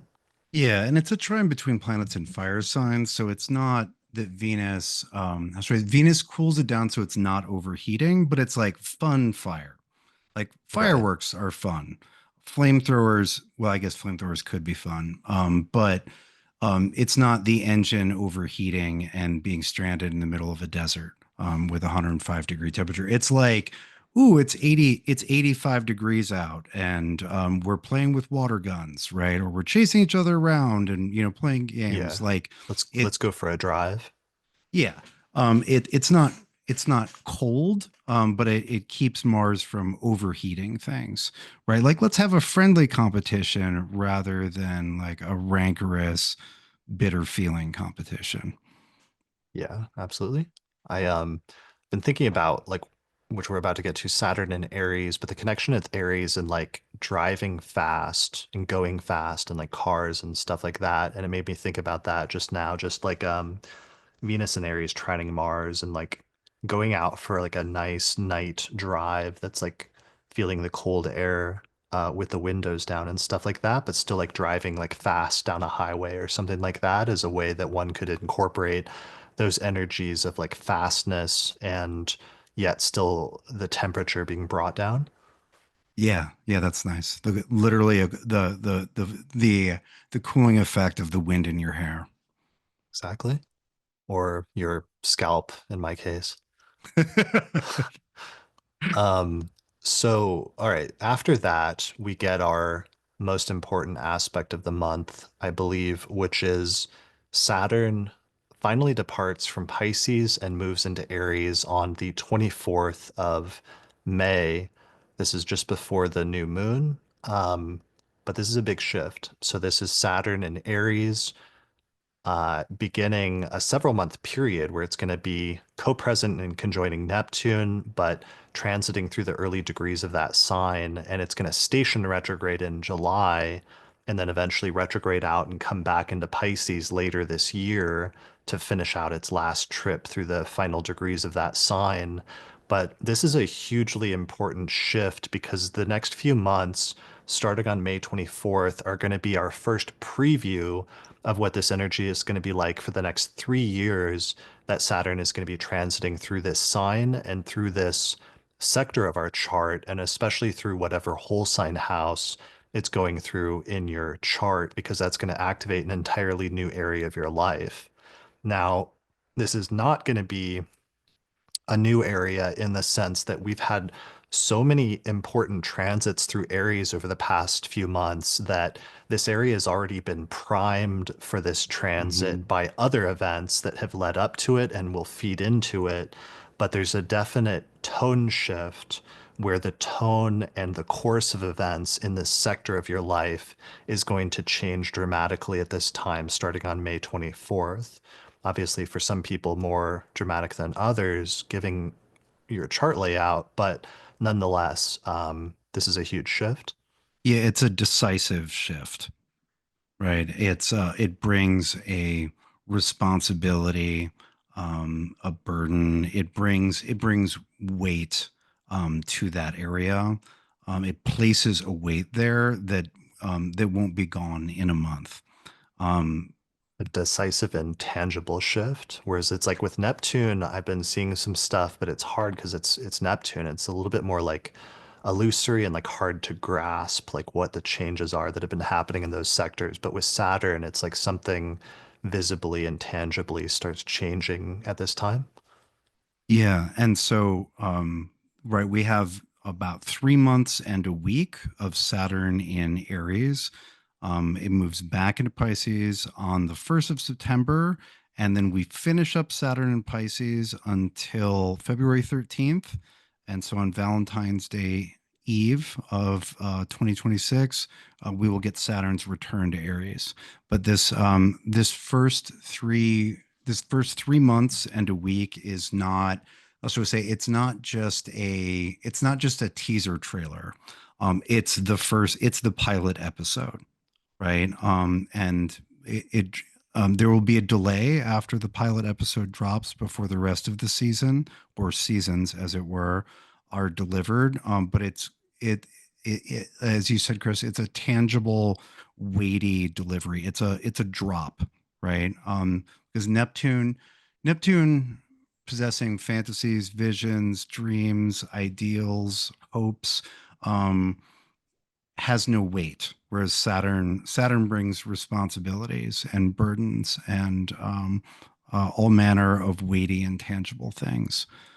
So where do we start with Saturn and Aries? Because I could go for a couple hours. I want to But start with your meme because I that made me laugh out okay, loud when you mentioned it yesterday, and I think that's a really great image for Saturn and Aries. the which I've got memes for Saturn and The Aries. the Steve meme is really the highlight for me. Okay, yeah. So, in trying to quickly communicate with some of the issues with Saturn and Aries, it's the classic Steve Buscemi meme where he's saying "Hello, fellow kids," and he's got the baseball cap on backwards. He's got a skateboard. He's obviously a man of age, um, late 50s, early 60s, and it is not believable at all. And this encapsulates one of the problems with, or one of the difficulties of Saturn's time in Aries. Aries is the sign, it's the sign of the, yes, thank you. How do you do, fellow kids? Thank you. Right. And Um, it's just like for the audio viewers, it's like an older guy, but he's like dressed up as if he's like a young skater kid with a skateboard over his back. And he's just like, how do you do, fellow kids? And it's just like the classic, I don't know, old guy, person out of place who's older, pretending to be something that he's not. yeah, and this juxtaposition of the youthful with the aged and experienced is really crucial for understanding Saturn and Aries. The flip side of that would be several 4 cycles ago when Saturn was in Aries, China's last emperor took the throne at 2 years old, right? And so you have a 2 year old who's placed in the position that a venerable and wise elder of careful and excellent judgment should be placed in. And so you have the old guy, with the skateboard, right? Hello, hello, fellow kids. And then you have the 2 year old who everyone has to obey in the emperor's throne. Like, and it's the same thing. It's just the reverse image, right? It's the youth and experience being combined awkwardly and often ineffectively. One of the things I like about the Hello Fellow Kids one, though, is that it actually matches nicely with that it's not just Saturn and Aries, but it's a Saturn Neptune conjunction. Because in the meme, there's like an element of deceptiveness where it's like somebody pretending to be something they're not, and obviously being something else quite visibly, but trying to go under the cloak of this other thing in order to fit in or in order to attempt to like ingratiate themselves to a group that they don't belong to. Yeah, that's that's increasingly us talking to Gen Z astrologers. Right. Yeah. Yeah. Yeah. Yeah. We're old men now. Um, I'm closer to 50 than 40. that's true. I am exactly 40. Um, So Saturn and Aries, there's other themes having to do when I did like the Aries episode with Rick Levine a few years ago, maybe it was a couple years ago now. Other themes with Saturn and Aries had to do with like speed and like driving and other things like that. Like one of my favorite examples was Evil Knievel, who had like Aquarius rising and Saturn in Aries, and he literally was like a daredevil who did these bold, dangerous, and like reckless things, like but as part of his living. And I think that was like one of the keywords that came out of it last year when I watched that movie, that new Francis Ford Coppola movie, who he also has the ruler of the ascendant in Aries. And he kept saying something like, that you know you're alive or free by taking risks or taking chances. And I realized he was really like speaking through his Saturn in Aries and that that was part of his ultimate experience. Now, sometimes you fail miserably. Like, for example, that movie was not received well and did not go over well. But for him, taking the risk to demonstrate and to have freedom and to be his own boss and be in charge of things was so much more important than actual like material success of the actual film, that it seems like he was willing to make that sacrifice just for the sake of being free. Yeah, and so you see a lot of disregarding consequences and going forward with action with Saturn and Aries. Another example of someone who liked to go fast and take risks was, I believe, Tony Hawk, the famous skateboarder, was a Saturn and Aries person. And if we look back to the last time Saturn was in Aries, we're looking at the late 90s, right? When extreme sports and like jackass and like doing things, just doing things without getting weighed down by thinking about the consequences becomes cool. And if you, yeah, and that theme holds historically as well. There's this like, damn the torpedoes, like full speed ahead. And so you can Here- see Here's why here's this. the I just found the quote. Sorry to interject, but he said, "When we leap into the unknown, we prove that we are free." That's interesting. And so, yeah, you can see why this is considered to be a difficult place for Saturn, which is the planet we look to for careful planning, good organization, good governance governance and structuring of systems so that they are sustainable and reliable. Like this energy creates a lot of problems for what are supposed to be stable systems.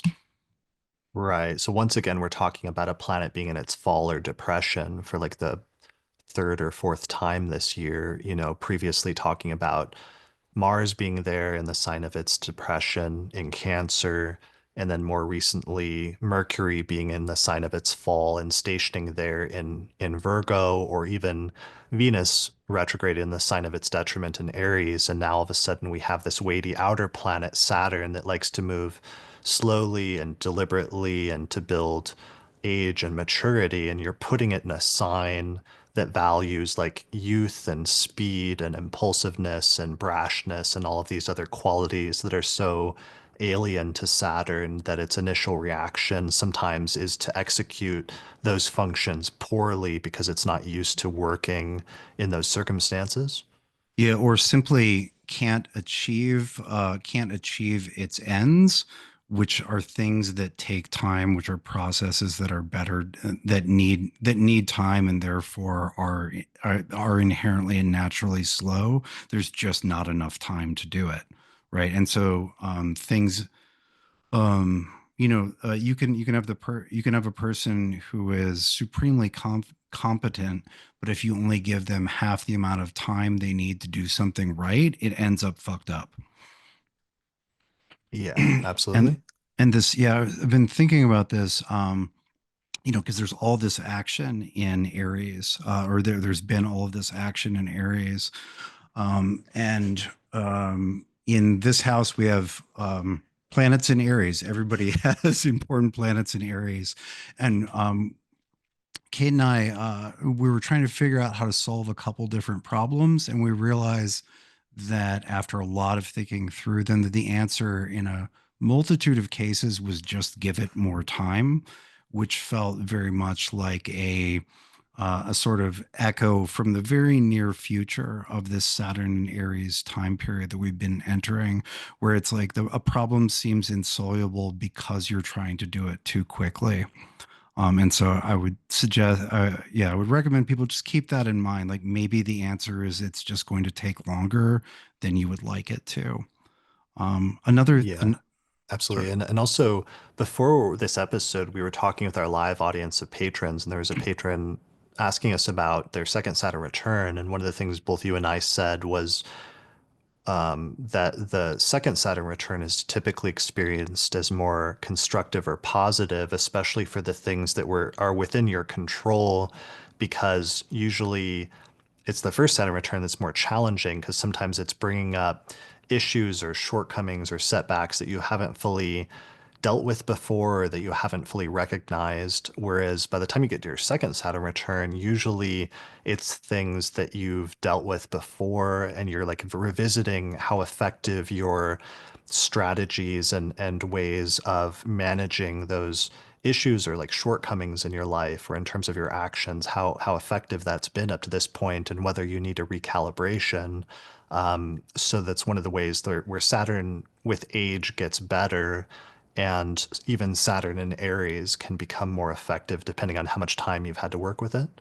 Yeah, absolutely. As I was saying earlier in response to the question, the first Saturn return can feel like getting graded on things that you didn't even know were questions, or being criticized for things, or held accountable for things that you didn't know were weaknesses because you just haven't had enough time.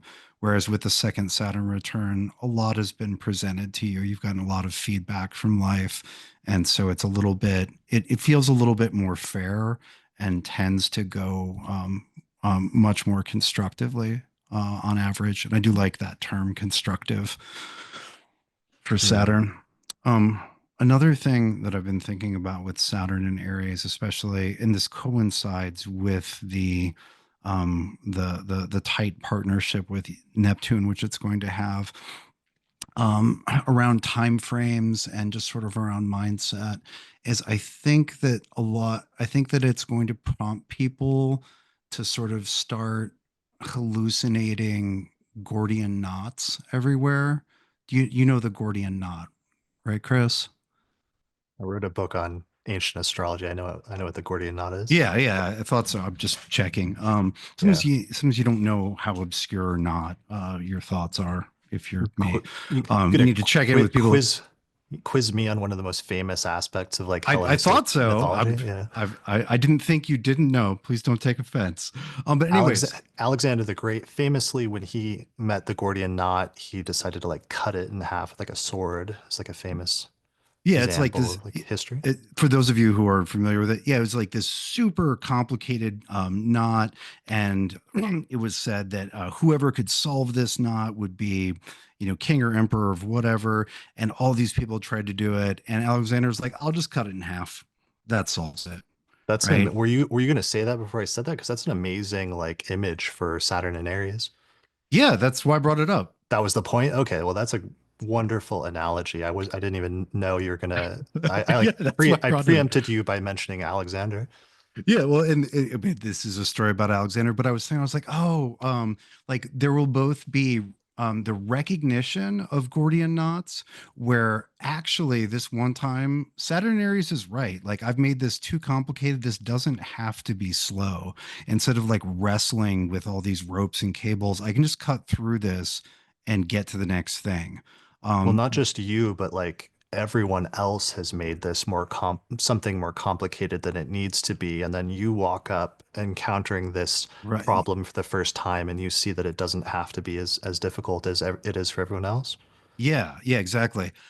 But unfortunately, I think a lot of people are going to imagine that things are Gordian knots that actually are complicated, and you can't just cut through it because it's living tissue, right? You actually have to do the long, frustrating work. But that Gordian knot situation, whether as Alexander or as a fake Alexander, I think is going to be one of the situations people find themselves in. And unfortunately, I think we will see people in leadership positions and with authority in this country and many others deciding things are Gordian knots that are in fact living tissue. Yeah, and the consequences of cutting through or cutting out things that were more crucial than they may have realized at first by impulsively coming in and thinking that they knew the solution to everything was simple, and why didn't all the Yeah, idiots that came before them like figure it out? yeah. People having Alexanderitis. Right. Um, So yeah, well, and then in some contexts though, it's like it's a funny story, but like in most context, because in most contexts, it's like if you cut the knot, that's not actually the solution. You just failed the test because you decided not to follow the rules, and you think that that's impressive, but in reality, the test was like, could you unravel this knot that's otherwise impossibly complicated, and it's by like sidestepping the framework of everything, you don't necessarily pass the test. It's just that you've destroyed um, the framework that everything was set upon. Right. Like if you're, um, uh, when I look for Gordian knots, I only have to look about 3 feet away to all of the cords coming off my computer and all that. And if instead of untangling them, I, I, I, I Right. hefted a machete, held it skyward, and then brought it down with a sundering blow, I would not have solved any of my problems. Yeah. Yeah, you would have disconnected yourself from your work, and our podcast would be cut much shorter, although that could help us to with time stick to time better if you just like did that Yeah. at the end of each episode at 2 hours. That would, yeah, that'd be good. Put up cam two. It's time to go pull the machete off the wall. But anyway, I feel like Right. that, like, is it a real Gordian knot or am I just being impatient, right? And Mhm. kind of arrogant, thinking nobody else saw how simple it was. I feel like that's a very Saturn, Neptune, and Aries, especially in the first decan. The first decan is very much about that straightforward cleaving symbolism. It's an important thing to keep in mind. Yeah, absolutely. I like that. I like that. And getting the Neptune component in as well, of terms of the delusion sometimes involved in that. Um, all right. Before we move on, we need to move on to our second lunation and the essentially the end of the month. On the day of the ingress, actually, there's an interesting configuration, the day of the Saturn ingress, which is that Mercury conjoins Uranus like virtually simultaneously on the 24th. So I'm actually going to be paying close attention to what news happens on the 24th, not only because it'll be an omen or will be a foreshadowing of things to come for the next 3 years of Saturn going through Aries potentially, but this Mercury Uranus conjunction at 27 degrees of Taurus could also bring some unexpected news, some sort of communication that comes out of left field that you don't anticipate, either personally or in terms of world events. There's some interesting like surprise that happens that day that I'm really curious about. It's interesting. And I believe it will be Mercury's last conjunction with Uranus and Taurus. Oh wow. Okay. Yeah, because it's fully in Gemini by the time Mercury comes around next year. Hmm. Nice. So that brings us to the last part of the month where we get this new moon that takes place in Gemini on the 26th. Yeah, 26th at 6 degrees of Gemini. Mercury has moved into Gemini by then. It's at 2 degrees of Gemini. And this whole stellium is like meeting up with Jupiter, which is still in the last few degrees of Gemini. And this is such a lovely combination that this is actually, I end up using this for the most auspicious electional chart for this month, which I set for the day after the new moon on May 27th, um, at approximately you can set your chart for I think it's like approximately just before 1 p.m. So let's say like 12:40 p.m. local time. So just set it to 12:40 local time. You should roughly end up with a chart where you want Virgo rising and you want the midheaven around 2 degrees of Gemini. So adjust the chart until the midheaven's at 2 Gemini in your location and Virgo is rising. And if you do that, you'll end up with a chart where the ruler of the ascendant is Mercury, which is at 3 degrees of Gemini. It's in the 10th house, the place of career and reputation and social standing. Mercury is under the beams of the sun, heading into a cazimi, but it's mitigated by having that placement in its own domicile in the sign of Gemini. It's right after the new moon, and the moon is applying to a sextile with Venus at 20 degrees of Aries, but more importantly, a conjunction with Jupiter in the 10th house in a day chart.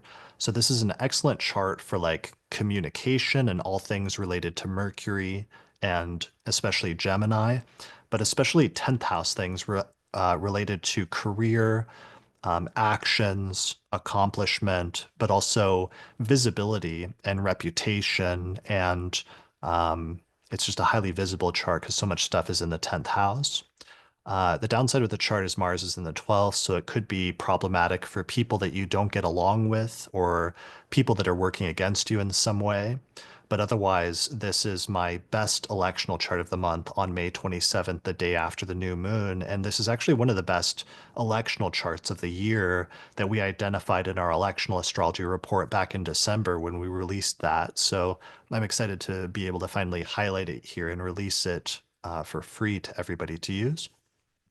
Yeah, I'm excited to get to the end of the month and get to use it. Yeah, it'll be nice having this, just after everything's been stuck in like retrograde and in the signs of its fall and everything else for months, to have Mercury and the other inner planets like in Gemini, having Mercury move direct and swiftly, and having this kind of light Gemini energy seems nice, especially because when Mercury moves through those early degrees of Gemini, it's like trining Pluto. So it's bringing in some of the technological innovations that are happening there with Pluto and Aquarius. It's sextiling the Saturn Neptune conjunction. So it's taking some of the structure from Saturn and the inspiration and creativity from Neptune and channeling that in a positive direction when it comes to Mercury.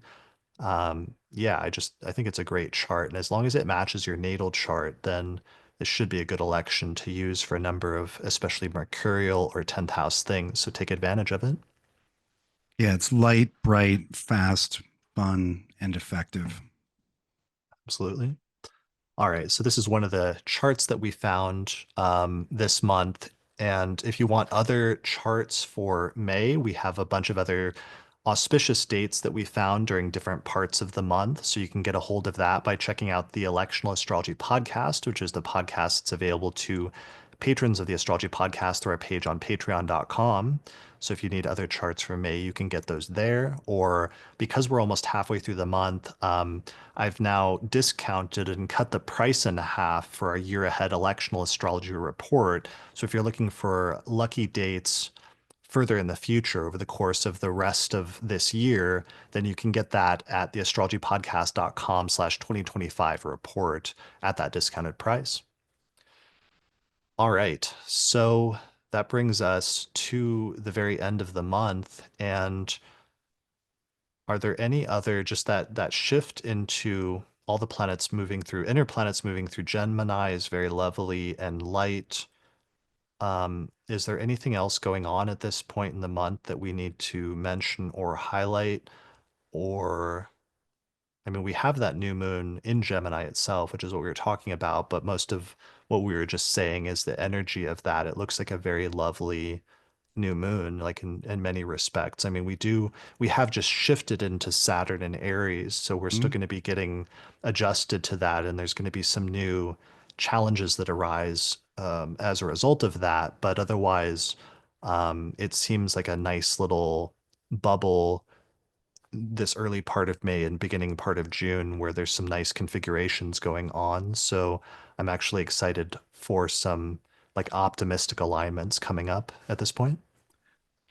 Yeah, and I would add to that that not only did we have the end of May being nice with this new moon and with Mercury and Gemini, but yeah, that extends well into June. If we're kind of just judging months as a whole, May is better than April or March, and then June is better than May. June is June is one of my favorite months of 2025.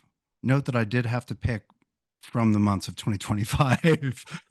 But on grading on the 2025 scale, June is about as good as it gets. It's top two of months for 2025. And so yeah, not only do we have like a nice, like, yes, Saturn in Aries is serious business that maybe refuses to acknowledge how serious it is. But the other planets are in a better place than they've been in a while and will continue to be so for weeks afterwards. And so it's nice to get a little reprieve, but and not reprieve in the sense of like now it's time to relax. It's more now things can move and we can have some fun. It's a much more active form of the good rather than a retiring restorative form of the good. Yeah, absolutely. Yeah, this is a really lovely spot in the year, and like late May and early June is also my favorite part of the year, especially for elections. And with all those planets in Gemini and Saturn and Neptune having just changed signs, we're in a transitional phase, especially with all those planets in Gemini, which is a mutable sign, which has that notion of like a mutation of something, like things are transforming and you're moving from one season to another season when the sun is moving through those mutable signs. So there's this sense of transition, but I think it's good to use this period of transition in order to squeeze in, and especially those electional dates, those auspicious dates, to squeeze in starting the new or the major things that you want to start or that you have to start this year, because it's one of the rare parts of this year that is unencumbered by some of the harsher configurations that we've been dealing with over the past few months, or that we will be dealing with later in the year, like when Uranus goes into Gemini and the pace of things starts becoming much more erratic and unstable, or when the Saturn Neptune conjunction becomes much closer in July, especially when both of those station and we have that. Um, Destabilizing energy where the foundation of things is sort of like melting into the sand. I would really recommend people take advantage of this little space in late May and early June in order to squeeze in the important things that you need to begin if you want to have a solid foundation for those this year, just because it's such a lovely reprieve from everything else that's going on. hmm And to get back to your use of the word mutation, another thing that mutable signs are good at is adaptation. A lot has changed in the last 6 months, and having planets in a mobile, mutational, adaptive place is a good time to make the quick changes. You know, make changes that need to be made more quickly rather than like trying desperately to make a change when there's a bunch of other shit happening, right? Which is really difficult at even uh, on a very like simple level, and is also equally true on more like subtle psychological and spiritual levels, right? Like try eating better when you're in the midst of a really stressful period. Like the time to start a new habit, right? To make a change is when you have a little breathing room and it's easier to make that change. And then, that'll just be in place for the next time things get stressful, as they inevitably do.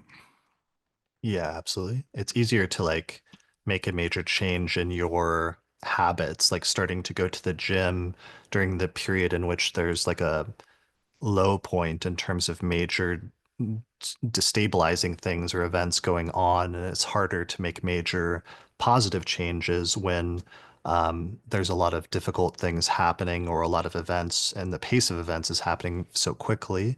So this is a nice part of the year just to squeeze in some of the more important things in order to set a solid foundation for whatever you want to see projected into the rest of this year or beyond. Yeah, exactly. Because with all the retrogrades and us like just at the end of, or having just passed the end of, or just getting to the end of Mercury, Venus, and Mercury cycles, there are probably a number of things that you've been meaning to change, but haven't had the time because shit's been crazy. Right. Yeah. Good. Well, I love that because then it allows us to end our forecast on a very positive note, which is just this amazing set of days at the end of the month that people should be able to use to good effect. So I'll take any month that we can end on a high note. How about you? Sure. We have to take them all, Chris. We don't We get have to to take the reject good and the any of bad. them. Yeah. And then we have to That's talk about them for hours. that's very stoic of you. Um, well, all right, my friend. I think that's it. Thanks a lot for joining me for this forecast today. This is good. My pleasure. What do you have coming up? What are you doing in May? What are you going to use these amazing charts for, especially later in the month? I am going to continue finishing the book that I wrote 10 years ago. Nice. That's a good use. That is my spring project. I'm Mm. making good progress. I'll let people know when things are tangibly at the next stage. Um, I will be teaching classes as I always am. My website will still exist and have, I don't know, 50 hours worth of stuff that you can purchase, different workshops and lectures that I've given. A series that I elected for Sphere and Sundry last year is coming out on Wednesday, the 30th of April. It is a Sun and Leo series, but it actually has a bunch of Gemini stuff boosting it. And so it is, I believe we codenamed it Golden Titan, which is an appellation of Helios, right? The Titan of the sun. And it's very, very winged lion energy. It's like fast, mobile, a little fierce, effective. We've been testing it the last week or so, well, last couple weeks, and are very pleased with the results. Very pleased to offer it to you. So that's on Wednesday, the 30th of April. That'll be available. Brilliant. That sounds amazing. What's the URL again? So for the Golden Titan series, that is Sphere and Sundry.com. And then you can find all my stuff at austincoppock.com. I like your code words for things. I need to start putting code words on things myself for a little project.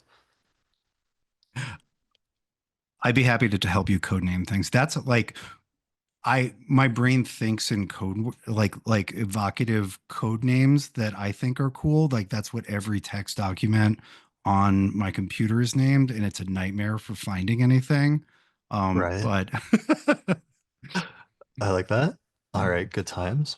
As for myself, I'm swip for some reason this spring, like I have this recurring theme where I sometimes get back into ancient philosophy and like reading about the history of astrology and doing things, and I've gotten back into that vibe recently. So I think I'm going to do a series with my Hellenistic course where I'm developing sometimes I've seen like feel like there's an impression sometimes that my astrology is so technically oriented about the prediction of events that that's the only focus and that it lacks a philosophical or spiritual dimension. But in fact, my personal views on astrology have a deeply philosophical and spiritual aspect to them. It's just not something that I talk about a lot, but I'm interested in exploring and developing that more, especially in terms of some of the ancient views on stoicism and fate and the way that fate is tied into in interesting ways our destiny. So I'm going to start doing some series of like talks on that as part of my Hellenistic astrology course. Because once a month, I always do a webinar with students in my Hellenistic course, usually where we do chart readings or read through ancient texts like Valens or things like that. But I'm going to start doing a series going into again some of those deeper philosophical realms of like what does astrology imply? Like, what does this mean about our fate and about our place in the cosmos and our relationship to things like providence and other things like that? I'm very excited about that. I'm going to get into that. I'm also going to do some episodes on Mesopotamian astrology, which I'm getting very deep into, especially goal year periods, those long-term planetary periods which originate in the Babylonian tradition. I'm planning to do an episode on with Patrick Watson, who's actually going to give a talk on that at NORWAC, and then we're going to do an episode on it together right afterwards. Lisa Scheim, I want to give a shout out. She's doing this amazing zodiac releasing workshop at NORWAC that I'm excited about and that people can sign up for online because the in-person conference is sold out. I would recommend checking that out because she's got some really great stuff about using that technique in that workshop that should be really brilliant. And then the last thing is I'm trying to hype myself up right now to possibly use that electional chart to start recording an audio version of my book, which people have been asking for years. And I've been putting off, but I'm thinking about doing it as not just an audio version, but also a commentary where I add some things that I've discovered or other reflections that I've had since then. So it'll also be like not just a recreation of the printed form, but something that's actually new a little bit and expanded and more interesting than it could be otherwise. And that's going to be my possible like Venus repeating its retrograde in Aries in my third house from when I released the book 8 years ago, as well as Saturn and Neptune going into my third house. In addition to just like feeling more poetic and philosophical and everything else. So we'll see how it goes, but I'm excited about that. You can sign up for my Hellenistic course at theastrologyschool.com if you want to get access to some of those monthly webinars I'm going to be doing over the next few months. And otherwise, I think that's it for this episode. So thanks to the patrons that joined us live in the live chat for the recording of this episode. Thank you, Austin, as always, for your brilliant insights and for doing these monthly forecasts with me. I really, really appreciate it. Oh, why, thank you, Chris. Thank you for having me on. Yeah. And all right, I think that's it for this episode of the Astrology Podcast. So thanks everyone for watching or for listening. Good luck next month, and we'll see you again next time. If you're a fan of the podcast and you'd like to find a way to help support my research, then consider becoming a patron through my page on patreon.com. In exchange, you'll get access to subscriber benefits such as early access to new episodes, the ability to attend live recordings, the monthly Electional Astrology podcast, an exclusive podcast series called the Secret Astrology Podcast that's only available to patrons, or you can even get your name listed in the credits. For more information, go to patreon.com/astrologypodcast. Special thanks to the patrons on my producers tier, including patrons Christy Moe, Ariana Amour, Mandy Ray, Angelique Nambo, Issa Sabah, Jeannie Marie Kaplan, Melissa Delano, Sunny Bazbaz, Kwatsi Alabarahu, Annie Newman, Ginger Sodlier, Berlin West, Nikki Crawford, and Vivi Henriette. People often ask me if I'm available for consultations, but unfortunately I'm not right now because the podcast takes up so much of my time. However, I did create a consultations page on the Astrology Podcast website that has a list of astrologers that I recommend for astrological consultations. You can find that at theastrologypodcast.com/consultations. The astrology software we use here on the podcast is called SolarFire for Windows, which is astrology software for the PC. You can get a 15% discount by using the promo code AP15 at the website alabe.com. For Mac users, I recommend the software AstroGold for Mac OS, which is astrology software for the Mac computer made by the creators of SolarFire for the PC. You can get a 15% discount with the promo code AstroPodcast15 through their website at astrogold.io. If you're really looking to deepen your studies of astrology, then I would recommend signing up for my Hellenistic Astrology course, which is an online course in ancient astrology where I take people from basic concepts up through intermediate and advanced techniques for reading birth charts. There's over 100 hours of video lectures, plus monthly webinars and Q&A sessions, and then at the end of the course you get a certificate of completion saying that you studied with me if you pass the final written test. Find out more information at theastrologyschool.com. Finally, shout out to our sponsor for this episode, which is the Northwest Astrological Conference, which is happening May 22nd through the 26th, 2025. Their in-person conference is sold out, but you can still register to get a virtual ticket where they're going to stream the conference simultaneously online in May. And you can register for that now through their website at norwalk.net.